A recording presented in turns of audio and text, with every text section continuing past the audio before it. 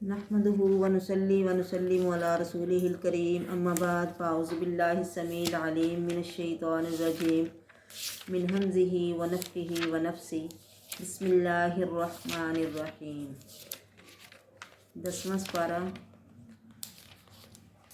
وَاعْلَمُوا أَنَّمَا غَنِمْتُم مِّن شَيْءٍ فَأَنَّ لِلَّهِ خُمُسَهُ وَلِلرَّسُولِ وَلِذِي الْقُرْبَى وَالْيَتَامَى وَالْمَسَاكِينِ وَابْنِ السَّبِيلِ۔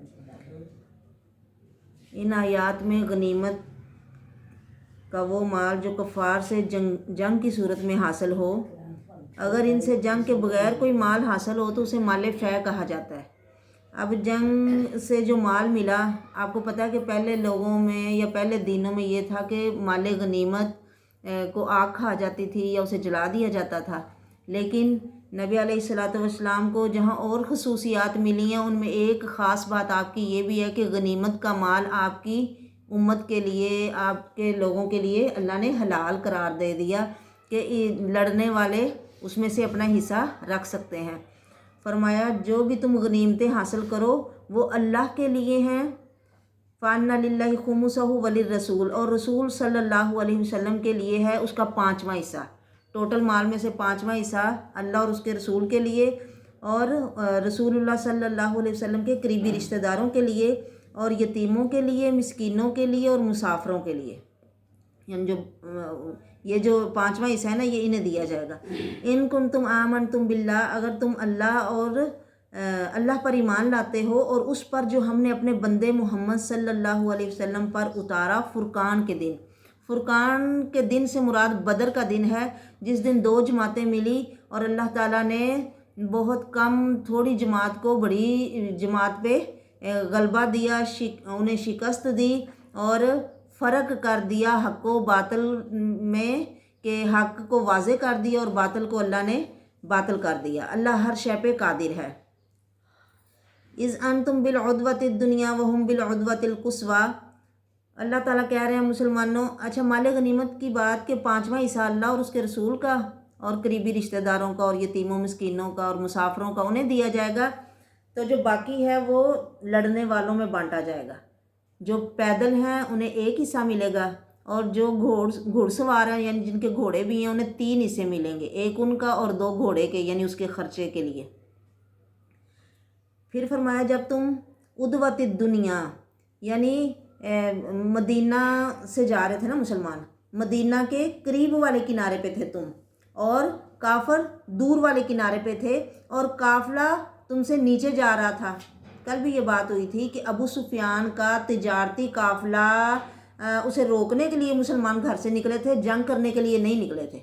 غزوہ بدر جو ہوئی ہے نا مسلمانوں کی جنگ کافروں کے ساتھ، نبی صلی اللہ علیہ وسلم جب ہجرت کر کے مکہ سے مدینہ آ گئے تو 1 سال ہی بس رہے ہیں، تو دوسرے سال یہ مارکا پیش آ گیا۔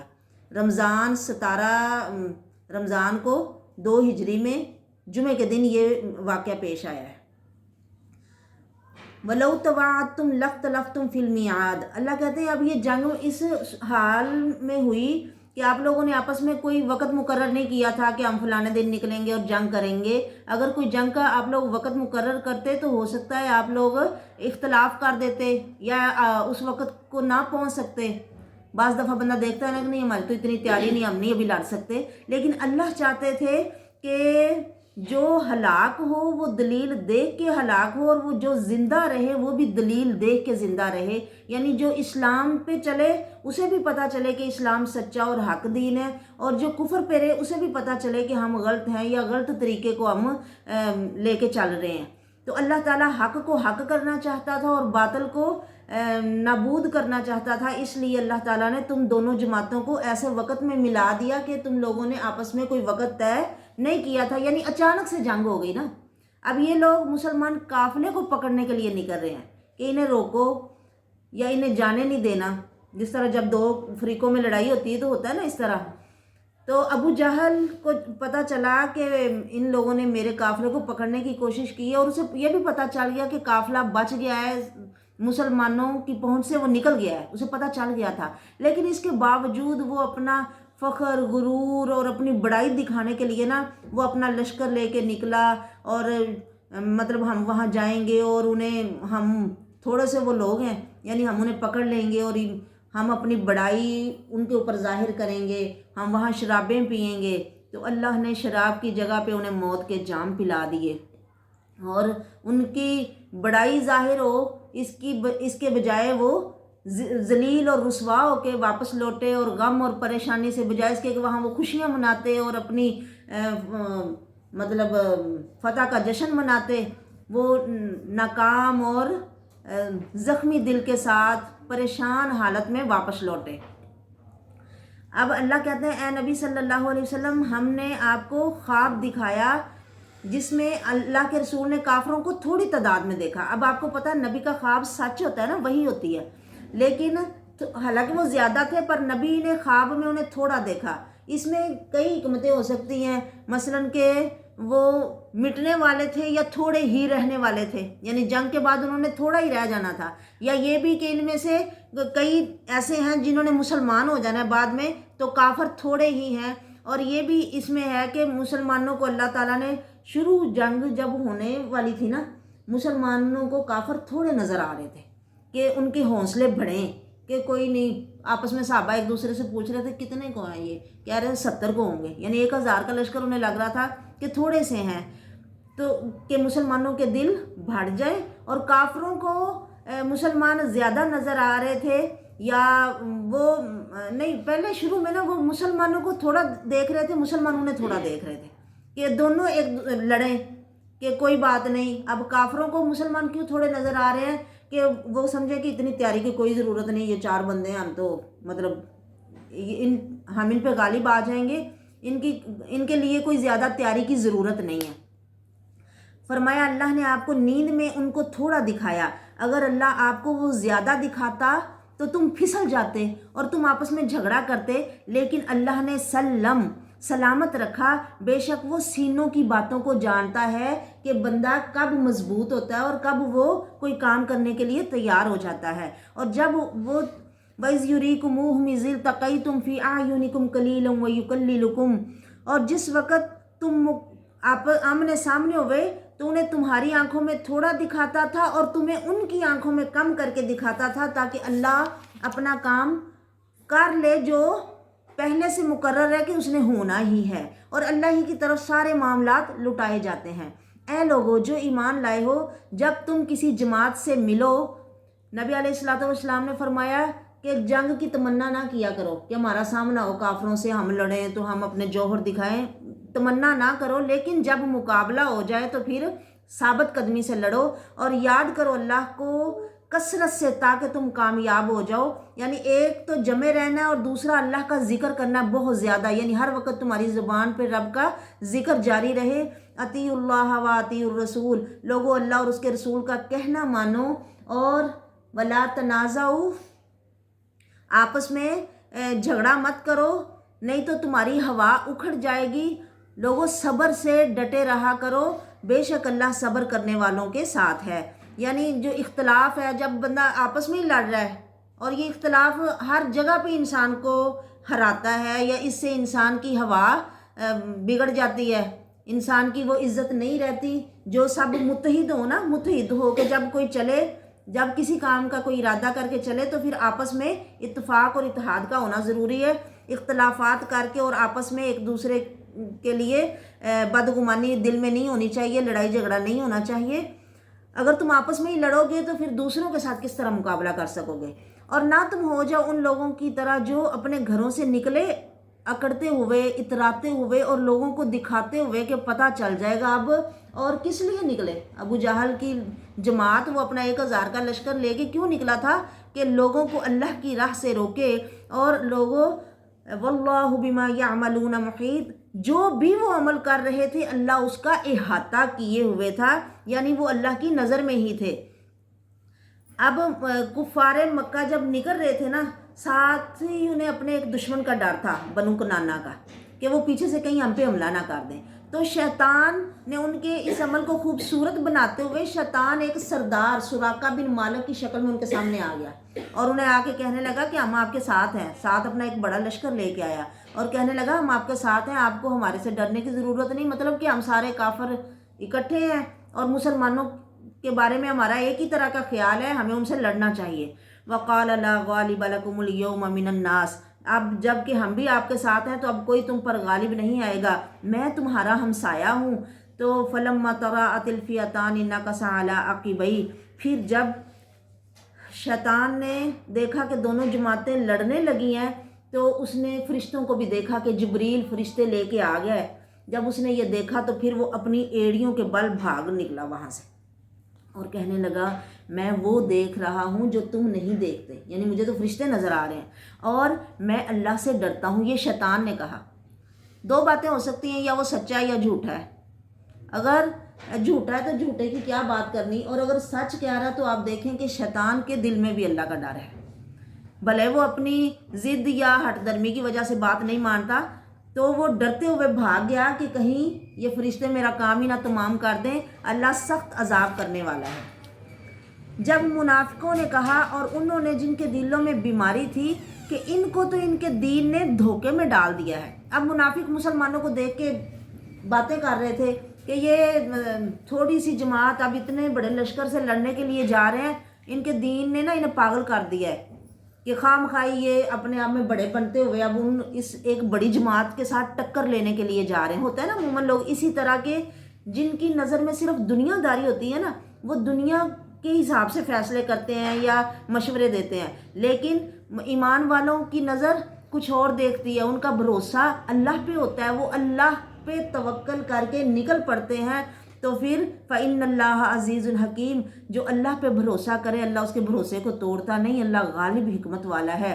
काश आप देखो वो वक़्त जब काफरों को फरिश्ते फौत करते हैं, यानी जब उनकी मौत का वक़्त आता है। पीछे 7वें पारे में भी काफरों की मौत की हालत को बयान किया गया। देखने और सुनने में फ़र्क होता है ना, कहते हैं ना सुनी बात देखी जैसी नहीं होती। सुनने और देखने में 4 उंगल का फ़र्क है। एक बंदा जो आंखों से देख लेता है वो बात बड़ी और तरह से दिल पे असर करती है। तो अल्लाह कहते हैं काश तुम वो सीन देखो, वो मंजर देखो जब फरिश्ते काफरों की जान निकालते हैं तो वो उनके चेहरों पे और उनकी पीठों पे मारते हैं और उन्हें कहते हैं कि चखो जलने वाला अजाब। इस तरह उनके साथ क्यों होता है? क्योंकि उन्होंने बिमा कद्दमत ऐदीकुम, जो उनके हाथों ने कमाई करके आगे भेजी, और अल्लाह जुल्म नहीं करने वाला अपने बंदों पे। ज़ल्लामिल लिल आबीद, ज़रा भी जुल्म नहीं करता। जो भी इनके साथ हो रहा है ये इनके अपने ही अमलों की सज़ा है। फरमाया जैसे फिरौनियों के साथ हुआ और जो उससे पहले थे, उन्होंने भी अल्लाह की आयतों का कुफ्र किया, अल्लाह ने उनको उनके गुनाहों की वजह से पकड़ा। आम तौर पे समझा जाता है ना, अब मईशत का पहिया कमज़ोर है तो हम डूब जाएंगे, अब मतलब हम माशी तौर पे कमज़ोर हैं, या हमारी सनत या ज़राअत अच्छी नहीं है तो हम डूब रहे हैं या ख़त्म हो जाएंगे या मिट जाएंगे। नहीं, कौमें इन चीज़ों की वजह से नहीं मिटती। आप पिछले लोगों के वाक़यात सुन रहे हो ना कि वो लोग अपनी किसी कमी की वजह से, यानी दुनियावी तौर पे किसी माल में या ताकत में या सन्नत में या ज़राअत में किसी चीज़ में कोई कमी नहीं थी कि जिसकी वजह से वो बर्बाद हुए हैं या मिटे हैं या उनका नामो निशान मिट गया है, बल्कि किस वजह से उन्हें उन पर पकड़ आती थी? बेजुनूबिहिम, उनके गुनाहों की वजह से। और जिन चीज़ों को हम हादसा समझते हैं ना, वो हादसा नहीं होता, वो अल्लाह का लिखा हुआ वक़्त होता है जो पूरा हो जाता है। बेशक अल्लाह कवियुन, सख्त ताकत वाला, शदीदुल इकाब, सख्त अजाब करने वाला है। ये इस वजह से, यानी उन पे क्यों पकड़ आई? कहते हैं अल्लाह इस वजह से कि अल्लाह किसी को कोई नेमत दे तो तब तक वो नेमत नहीं बदलता जब तक वो लोग खुद अपने आप को बदल नहीं देते। अगर अल्लाह ने किसी को खुशहाली दी है, सेहत दी है, तंदुरुस्ती दी है, इज्जत दी है, तो तब तक ये चीज़ें उनके पास रहेंगी जब तक वो अल्लाह के फरमाबरदार बन के रहेंगे। लेकिन जब वो अपने आप को बदलेंगे, यानी फरमाबरदारी की जगह नाफरमानियाँ शुरू कर देंगे, अल्लाह की हदें तोड़ना शुरू कर देंगे, तो फिर सेहत बीमारी में और मतलब सख्तियाँ आना शुरू हो जाएंगी ना। अमन की जगह खौफ आ जाएगा और अल्लाह मेरी तौबा, इस तरह अल्लाह के फिर अजाब आते हैं। वन्नल्लाह समीउन अलीम, लोगों अल्लाह सुनने वाला और जानने वाला है। वो देख रहा है कि हम کیا کرتے ہیں اور سنتا ہے ہماری ہر بات کو۔ ایسے ہی فرعونیوں کی حالت تھی، اور ان کی بھی جو ان سے پہلے گزر چکے ہیں، انہوں نے اپنے رب کی آیتوں کو جھوٹا سمجھا تو ہم نے انہیں ان کے گناہوں کی وجہ سے ہلاک کیا۔ اب آپ دیکھو کہ بار بار قرآن پاک میں یہ بات آ رہی ہے کہ ہم نے اہلکناہم بذنوبہم، ان کو ہلاک کر دیا ان کے گناہوں کی وجہ سے۔ ہم نے فرعونیوں کو غرق کیا، وَكُلٌّ كَانُوا ظَالِمِينَ، سبھی ظلم کرنے والے تھے۔ بے شک زمین میں چلنے والوں میں سب سے برے اللہ کے نزدیک وہ کافر ہیں جو مانتے نہیں ہیں۔ اب انسانوں کو بھی اللہ نے دواب کہہ دیا، دواب یعنی جو زمین پہ چلتا ہے۔ چلنے کے اعتبار سے انسان بھی دواب میں آ سکتا ہے، لیکن یہ لفظ نا جانوروں کے لیے بولا جاتا ہے، انسانوں کے لیے نہیں۔ اب انسان کو اللہ نے اشرف بنایا، ساری مخلوق سے بہتر اور اعلیٰ، لیکن جب اس نے فرما برداری چھوڑ دی تو اپنے اس شرف کو گوا دیا، تو اللہ نے اس کے لیے اب دواب کا لفظ استعمال کیا۔ پیچھے بھی یہی لفظ آیا نا کہ اللہ کے ہاں چلنے والوں میں سب سے بدترین وہ ہیں جو اس کا کفر کرتے ہیں اور اس کو مانتے نہیں ہیں۔ الذین عاہدت منہم، وہ لوگ جو آپ سے عاہدت منہم، جن سے آپ نے عہد باندھا پھر وہ اپنا عہد توڑ دیتے ہیں ہر بار جب بھی آپ سے وہ کوئی وعدہ کرتے ہیں، وہم لا یتقون، اور وہ ڈرتے نہیں ہیں۔ اب بد عہدی سے بھی یہاں ڈرایا جا رہا ہے کہ بد عہدی ایک برا عمل ہے جو یہ لوگ عموماً کرتے ہیں۔ جب بھی رسول اللہ صلی اللہ علیہ وسلم کے ساتھ ان کا وہ کوئی وعدہ ہوتا تھا تو وہ اسے توڑ دیتے تھے۔ پیچھے بھی کل بھی بیان ہوا ہے کہ بد عہدی، وعدہ توڑنا 3 طرح سے یہ لوگ کرتے ہیں۔ ایک فطری وعدہ جو پہلے ہی اللہ سے ہم کر کے آئے ہیں کہ اللہ تو ہمارا رب ہے، لیکن اب رب کو رب نہ مان کے یہ وعدہ توڑ رہے ہیں۔ ایک شریعت کو ماننے کے وعدے، وہ بھی ہم توڑ دیتے ہیں۔ اور آپس میں جو وعدے کرتے ہیں، بعض دفعہ ہم کو اس طرح کی منت مان لیتے ہیں کہ اللہ میں ایسے کروں گی اگر میرا یہ کام ہو گیا، تو جب بندے کا کام ہو جاتا ہے تو پھر انسان اس کو بھول ہی جاتا ہے، جیسے میں نے کبھی کوئی منت مانی نہیں تھی یا میں نے کبھی کوئی اللہ سے وعدہ کیا ہی نہیں تھا۔ فرمایا اپنے وعدوں کی پاسداری کیا کرو۔ فَإِمَّا تَثْقَفَنَّهُمْ فِي الْحَرْبِ فَشَرِّدْ بِهِم مَّنْ خَلْفَهُمْ لَعَلَّهُمْ يَذَّكَّرُونَ۔ اب یہاں جنگ کا تذکرہ ہے نا کہ نبی صلی اللہ علیہ وسلم کو اللہ تعالیٰ فرما رہے ہیں کہ جب آپ لڑائی میں ان کو پکڑو تو فَشَرِّدْ بِهِم، تو ان کا اچھا کچمبر نکالو، ان کو اچھی کاری ضرب لگاؤ ان پہ، تاکہ جو پچھلے ہیں نا ان کے دل میں ڈر بیٹھے کہ جو محمد کے ساتھ مقابلے میں آئے گا اس کی خیر نہیں ہے۔ وَإِمَّا تَخَافَنَّ مِنْ قَوْمٍ خِيَانَةً، اگر آپ کو ڈر لگے کسی قوم کی خیانت کا کہ ہمارا ان سے وعدہ تو ہوا ہے پر ان کی حرکتوں سے لگے کہ یہ وعدہ توڑ کے ہمیں اندر ہی اندر ہمارے خلاف سازشیں کر رہے ہیں، تو فرمایا آپ اندر ہی اندر سازشیں نہیں کرنی بلکہ آپ ان کا وعدہ توڑ دو، مطلب صاف اعلان کر دو، اعلانیہ انہیں کہہ دو کہ اب ہمارا اور تمہارا وعدہ کوئی نہیں ہے۔ مطلب جب نبی صلی اللہ علیہ وسلم مدینہ آئے تھے نا تو وہاں 3 گروپ یہودیوں کے بھی تھے، تو آپ نے ان سے وعدے کیے تھے کہ ہم آپس میں اکٹھے رہیں گے، ٹھیک ہے آپ اپنے دین پہ رہو، ہمارا اپنا دین ہے، لیکن بظاہر ایک دوسرے کے خلاف ہم کوئی سازش نہیں کریں گے اور اکٹھے مل کے رہیں گے، اور کوئی کسی کے خلاف اس کے دشمن کی حمایت نہیں کرے گا۔ لیکن یہ لوگ جو یہودی تھے وہ بار بار اس طرح وعدے توڑتے رہے اور نبی صلی اللہ علیہ وسلم کو پریشان کرتے رہے۔ فرمایا آپ کو جب کسی قوم سے وعدہ خلافی کا ڈر ہو تو آپ اعلانیہ طور پہ ان کا وعدہ توڑ دو، کیونکہ چھپ کے یا خیانت کر کے کسی کے ساتھ کچھ کرنا اسے اللہ پسند نہیں کرتا، بے شک اللہ خیانت کرنے والوں کو پسند نہیں کرتا۔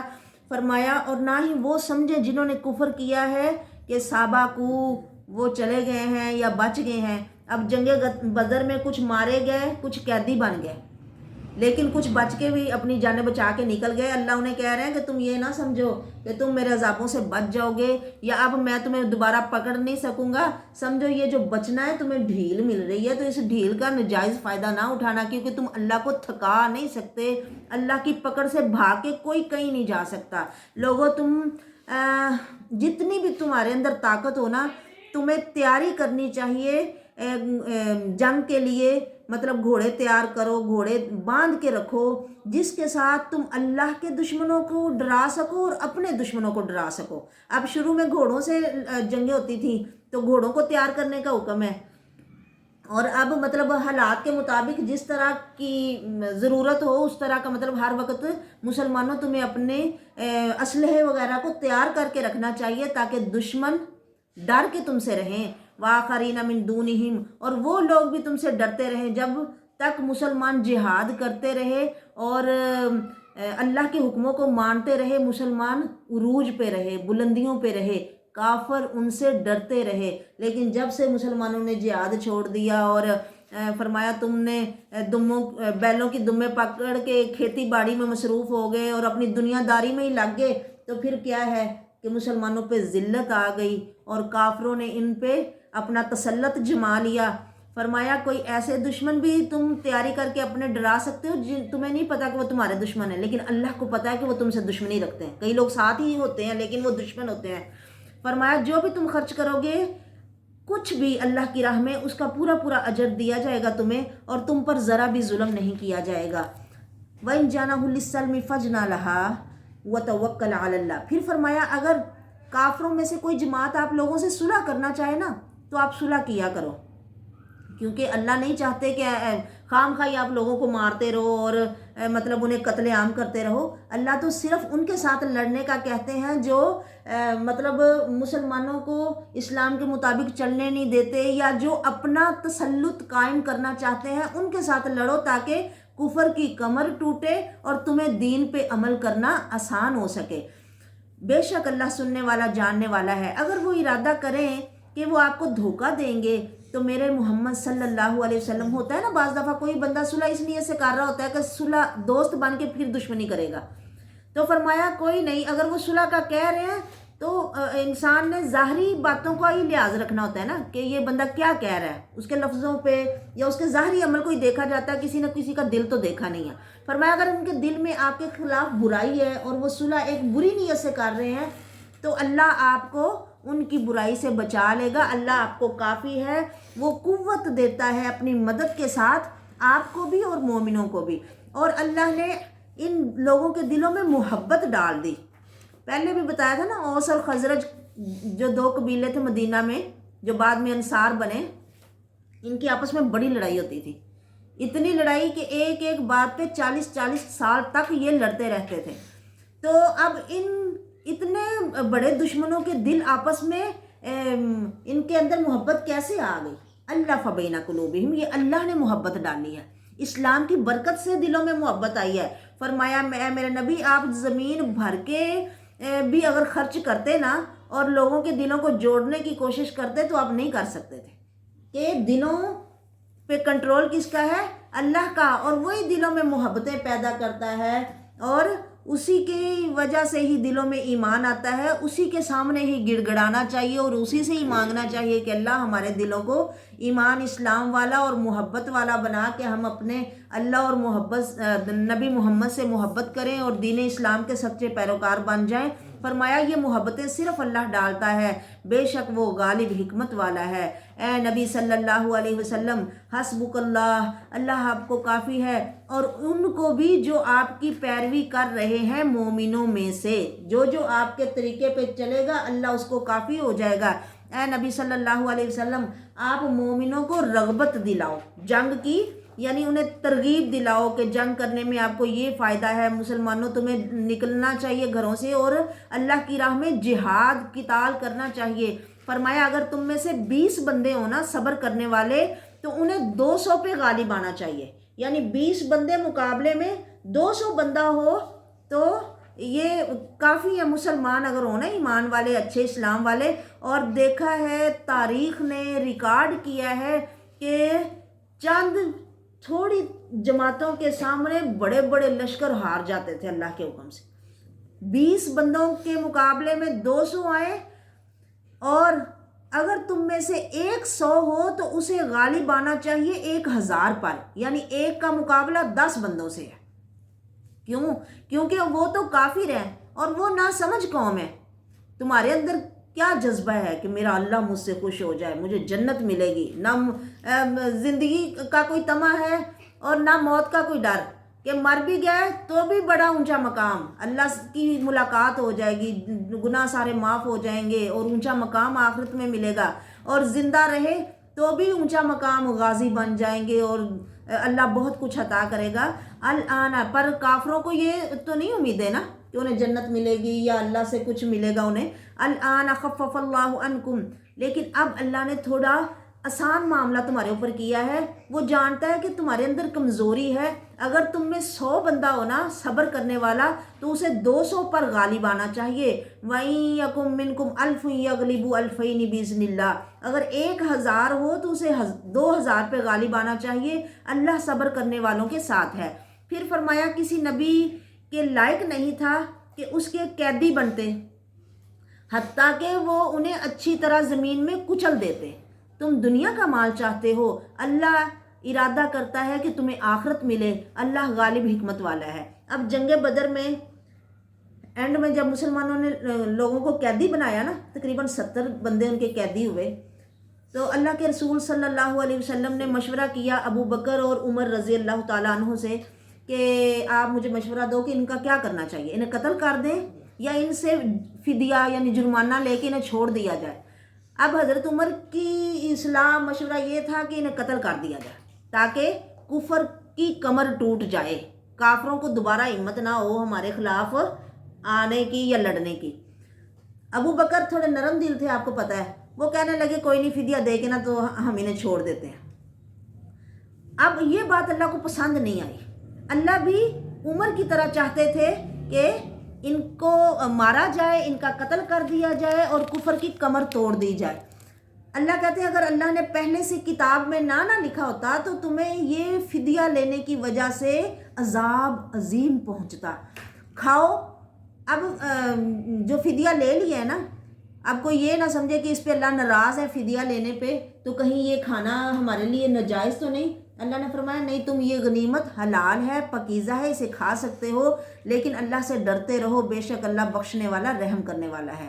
اے نبی صلی اللہ علیہ وسلم کہیے ان سے جو آپ کے ہاتھ میں قیدی ہیں، اگر اللہ تمہارے دلوں میں خیر جانے گا نا تو تمہیں اس فدیے سے زیادہ اچھا دے دے گا۔ مثلا کئی قیدیوں نے اپنے اسلام کا اظہار کیا نا، جیسے حضرت عباس جو نبی صلی اللہ علیہ وسلم کے چچا تھے، انہوں نے بھی کہا، کئیوں نے کہا کہ ہم مسلمان ہونا چاہتے تھے، ہم تو نہیں آنا چاہتے تھے، لیکن مطلب ان کے کہنے پہ ہمیں نکلنا پڑا جنگ کے لیے، تو آپ ہمیں چھوڑ دو یا ہم سے فدیہ نہ لو۔ تو فرمایا کہ نبی صلی اللہ علیہ وسلم آپ انہیں بتائیے، انہیں کہیے کہ تم یہ فدیہ دو، کیونکہ یہ دینا مقرر ہو چکا، تمہیں دینا ہی پڑے گا، لیکن ہو سکتا ہے اگر واقعی تمہارے دلوں میں ایمان ہوا نا تو اللہ اس فدیے سے جو تم اب دے رہے ہو کہیں تمہیں زیادہ کچھ دے گا۔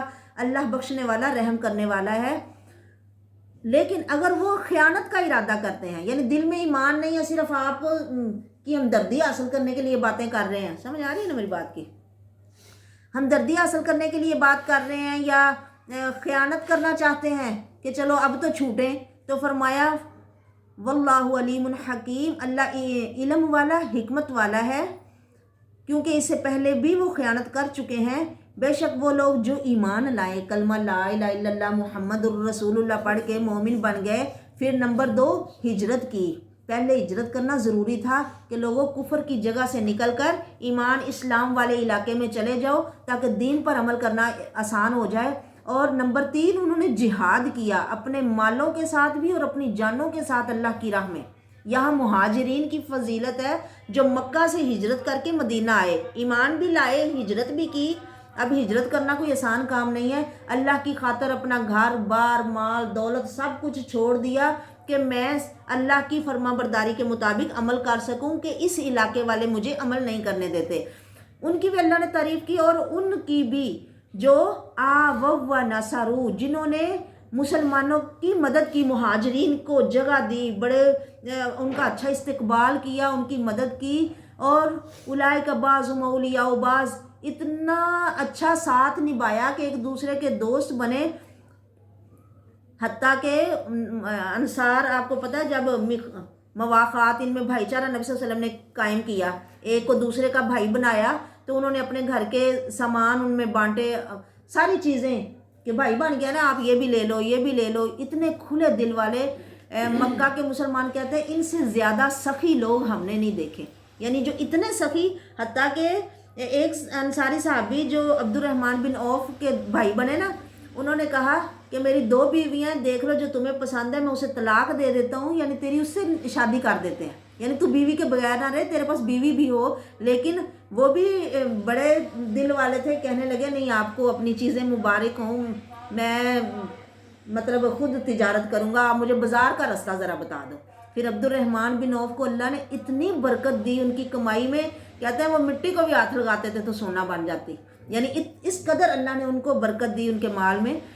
اللہ نے یہاں مہاجرین اور انصار کی فضیلت بیان کی ہے، اور وہ جو ایمان لائے لیکن ابھی ہجرت نہیں کی، وہی مکے میں ہی رہ گئے ہیں، مومن تو ہیں لیکن ڈرتے ہیں کہ اب گھر کیسے چھوڑیں، بچے کیسے چھوڑیں، ہاں ڈرتے ہوئے وہی رہ گئے ہیں۔ اب یہ 3 گروپ ہیں، ایک ہجرت کرنے والے، ایک مدینے والے جنہوں نے جگہ دی یعنی مہاجر اور انصار، اور ایک وہ جو ابھی ایمان تو لے آئے پر ہجرت نہیں کی۔ فرمایا مالکم من ولایتہم من شیء، تو تمہارے لیے ان کی دوستی میں سے کچھ بھی نہیں ہے یہاں تک کہ وہ ہجرت کریں، یعنی پہلے اللہ تعالیٰ نے ان کے لیے ضروری قرار دیا تھا کہ وہ ہجرت کریں، اگر وہ ہجرت نہیں کر رہے تو تمہاری ان کے ساتھ دوستی کا کوئی اعتبار نہیں۔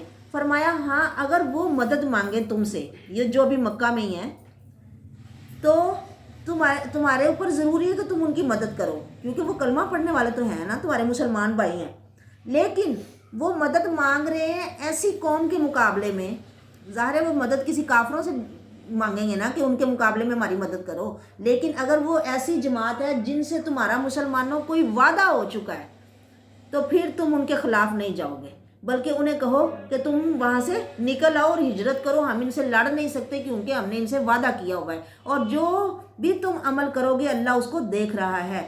کافر بعض ان کا دوست ہے بعض کا، الا تفعلوہ تکن فتنۃ فی الارض وفساد کبیر، اور اگر تم یہ نہیں کرو گے یعنی اپنے مسلمان بہن بھائیوں کی مدد نہیں کرو گے تو زمین میں بڑا فتنہ فساد پیدا ہوگا۔ اور وہ لوگ جو ایمان لائے اور ہجرت کی اور جہاد کیا اللہ کی راہ میں، اور وہ جنہوں نے جگہ دی اور مدد کی، یہی پکے مومن ہیں، یعنی مہاجر اور انصار کی اللہ تعریف بیان کر رہے ہیں، ان کے لیے مغفرۃ بخشش ہے اور عزت والا رزق ہے۔ اور وہ جو ایمان لائے اس کے بعد اور ہجرت کی اور جہاد کیا، یہ لوگ منکم، یہ بھی آپ میں سے ہی ہیں۔ اب یہ چوتھی جماعت ہے، 2 پہلی، ایک مہاجر ایک انصار، اور ایک وہ جو ابھی مکے میں ایمان تو لے آئے، اور ایک وہ جو صلح حدیبیہ کے بعد ہجرت کر کے آئے۔ فرمایا بعض کا رشتہ دار ہے اللہ کی کتاب میں، بے شک اللہ ہر شے کو جاننے والا ہے۔ پہلے ان کو بھائی بھائی بنایا گیا نا مہاجر اور انصاروں کو، لیکن بعد میں پھر اللہ تعالیٰ نے وراثت کا جب حکم اتارا کہ تمہارے اپنے جو خونی رشتہ دار ہیں نا انہیں ہی تمہاری وراثت سے حصہ ملے گا، اس طرح ایک دوسرے کا بھائی بننے سے مطلب وراثت نہیں ملے گی۔ ہاں کوئی وصیت کے طور پہ کچھ دینا چاہے تو دے سکتا ہے، اور وہ بھی صرف تیسرا حصہ ہے، بے شک اللہ ہر شے کو جاننے والا ہے۔ اگلی صورت توبہ مدنی ہے، براءۃ من اللہ ورسولہ، اس کے شروع میں بسم اللہ نہیں ہے۔ اب کئی وجہ بیان کی گئی ہیں کہ اس کے شروع میں بسم اللہ کیوں نہیں ہے۔ سب سے بڑی یہی ہے کہ نبی صلی اللہ علیہ وسلم نے یہاں نہیں لکھوائی بسم اللہ، تو یہاں پہ نہیں لکھی گئی اور نہیں پڑھی جا رہی، اور ویسے بھی یہاں پہ نا اعلان جنگ ہو رہا ہے، نبی علیہ الصلوۃ والسلام سے اللہ کہہ رہے ہیں کہ آپ برات، اس صورت کا نام صورت برات بھی ہے، توبہ بھی ہے کہ اس میں نا توبہ کا ذکر ہے، کچھ لوگوں کی توبہ کا ذکر ہے، اور برات بھی اس صورت کا نام ہے کہ اعلان جنگ ہو رہا ہے۔ اعلان جنگ ہے اللہ اور اس کے رسول کی طرف سے ان لوگوں کو جن سے تم نے وعدہ کیا ہے مشرکوں میں سے، کہ وہ سیر کر لیں زمین میں 4 مہینے اور جان لیں کہ بے شک تم اللہ کو عاجز نہیں کر سکتے، اور بے شک اللہ کافروں کو رسوا کرنے والا ہے۔ اب آپ کو پتہ ہے کہ مکہ کے کافر صلح حدیبیہ کے موقع پہ نا ان سے بھی صلح ہو گئی نبی صلی اللہ علیہ وسلم کی۔ 6 ہجری میں اللہ کے رسول عمرے کی نیت سے مکہ جا رہے تھے کہ ان لوگوں نے جانے نہیں دیا، اور انہوں نے کہا کہ آپ یہیں سے واپس چلے جاؤ اور اگلے سال کرنے آنا عمرہ۔ پھر 7ویں سال آپ عمرہ کرنے آئے، اور 6ٹھے سال جب آپ واپس جا رہے تھے نا، مسلمان صحابہ کے دل بڑے دکھی تھے کہ وہ بڑی چاہت اور محبت سے تیاری کر کے آ رہے تھے کہ ہم جا کے عمرہ کریں گے، خانہ کعبہ دیکھیں گے۔ آپ سوچ سکتے ہو نا کہ وہ لوگ جو بچپن سے پلے بڑھے مکہ میں، لیکن انہیں ہجرت کرنے پہ مجبور کر دیا گیا اور وہ مدینہ چلے گئے. اب 6 سال تک انہوں نے کعبہ کو نہیں دیکھا جسے وہ صبح و شام دیکھتے تھے اور اس کا طواف کرتے تھے.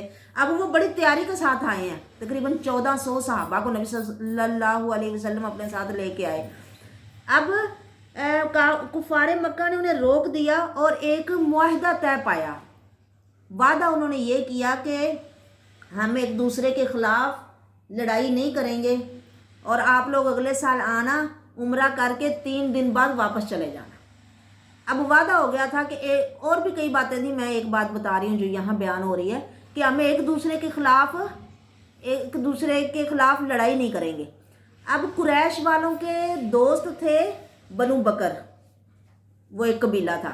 مسلمانوں کے دوست قبیلہ حلیف کہتے ہیں، یعنی جن سے کوئی قسم یا وعدہ معاہدہ ہوتا ہے کہ ہم آپ لوگوں پہ جب کوئی مشکل آئے گی ہم آپ کا ساتھ دیں گے. دوست قبیلوں کے دوست ہوتے تھے. کفار کا قبیلہ دوست تھا بنو بکر، مسلمانوں کے تھے بنو خزاعہ. اب بنو بکر اور بنو خزاعہ کے آپس میں ہمیشہ لڑائیاں جھگڑے ہوتے ہی رہتے ہیں قبیلوں کے. ان کی لڑائی ہوتی تھی. اب ان کی لڑائی ہوئی، حالانکہ وعدے کے مطابق ان کو ان کی مدد نہیں کرنی چاہیے تھی، لیکن انہوں نے پھر بھی ان کا ساتھ دیا. تو پھر اللہ تبارک و تعالیٰ نے فرمایا کہ اب انہوں نے وعدہ توڑ دیا ہے، وہ جو آپ سے اے محمد انہوں نے کیا تھا، تو آپ ان کو کہہ دو کہ اب ہمارے سے بھی کوئی مطلب امید نہ رکھنا کہ ہم بھی آپ کا لحاظ کریں گے. اب بس ٹھیک ہے. یہ اعلان آپ نے ابو بکر صدیق سے کروایا، جبکہ ابو بکر صدیق نے حج کروایا تھا نا 9 ہجری میں. 6 ہجری میں وعدہ ہوا، 7 ہجری میں آپ عمرہ کرنے کے لیے آئے اور پھر واپس چلے گئے. پھر 8 ہجری میں جب آپ کو پتہ چلا کہ انہوں نے وعدہ توڑ دیا ہے تو نبی علیہ الصلوۃ والسلام نے انہیں بتائے بغیر ان کے اوپر پھر لشکر لے کے آئے اور مکہ کو فتح کر لیا. آپ نے سمجھ آ رہی ہے نا بات کی. پھر 9 ہجری میں آپ نے ابو بکر کے ذریعے یہ اعلان کروایا.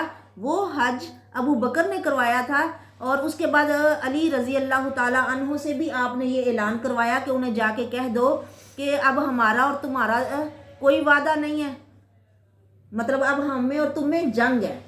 تو جنگ سے بچنے کے لیے یا تو یہ کہ تم مسلمان ہو جاؤ، اگر مسلمان نہیں ہونا تو 4 مہینے کے اندر 4 مہینے کی مہلت ہے. سوچ لو مسلمان ہونا ہے، نہیں تو یہاں سے نکل جاؤ، کسی اور ملک میں چلے جاؤ، کسی اور جگہ پہ چلے جاؤ. اب یہاں پہ عرب کی زمین میں حرم میں تم لوگ رہ سکتے نہیں. اعلان ہوا تھا 10 ذوالحج کو. 10 ذوالحج قربانی کا دن ہے نا، تو اس دن ابو بکر صدیق نے حج کا خطبہ دیتے ہوئے یہ اعلان کیا. تو پھر اس کے 4 مہینے بعد کیا بنے حج کا، پھر 10 محرم، پھر 10 صفر، ربیع الاول، ربیع الثانی، یعنی ربیع الثانی کی 10 تاریخ تک تم لوگ یہاں سے نکل جاؤ. یہ اعلان ہے اللہ اور اس کے رسول کی طرف سے لوگوں کو حج اکبر کے دن. عام طور پہ لوگ سمجھتے ہیں حج اکبر سے مراد وہ حج ہے جو جمعے کے دن ہو، لیکن حج اکبر سے مراد وہ حج ہے جس میں قربانی ہوتی ہے. یعنی جو سال بعد حج ہے وہ حج اکبر، اور جو باقی دنوں میں حج کیا جاتا ہے یعنی عمرہ وہ حج اصغر ہے. بے شک اللہ بری ہے مشرکوں سے، یعنی اللہ کا کوئی تعلق نہیں ہے مشرکین سے، اور اس کا رسول بھی بری ہے. اگر تم توبہ کرو گے لوگوں تو وہ تمہارے لیے اچھا ہے. اگر تم تولیتم یعنی پھر جاؤ، منہ موڑ لو، ہماری بات نہ مانو، تو جان لو کہ تم اللہ کو تھکا نہیں سکتے، اللہ کو ہرا نہیں سکتے. خوشخبری دے دو ان کو جنہوں نے کفر کیا ہے دردناک عذاب کی.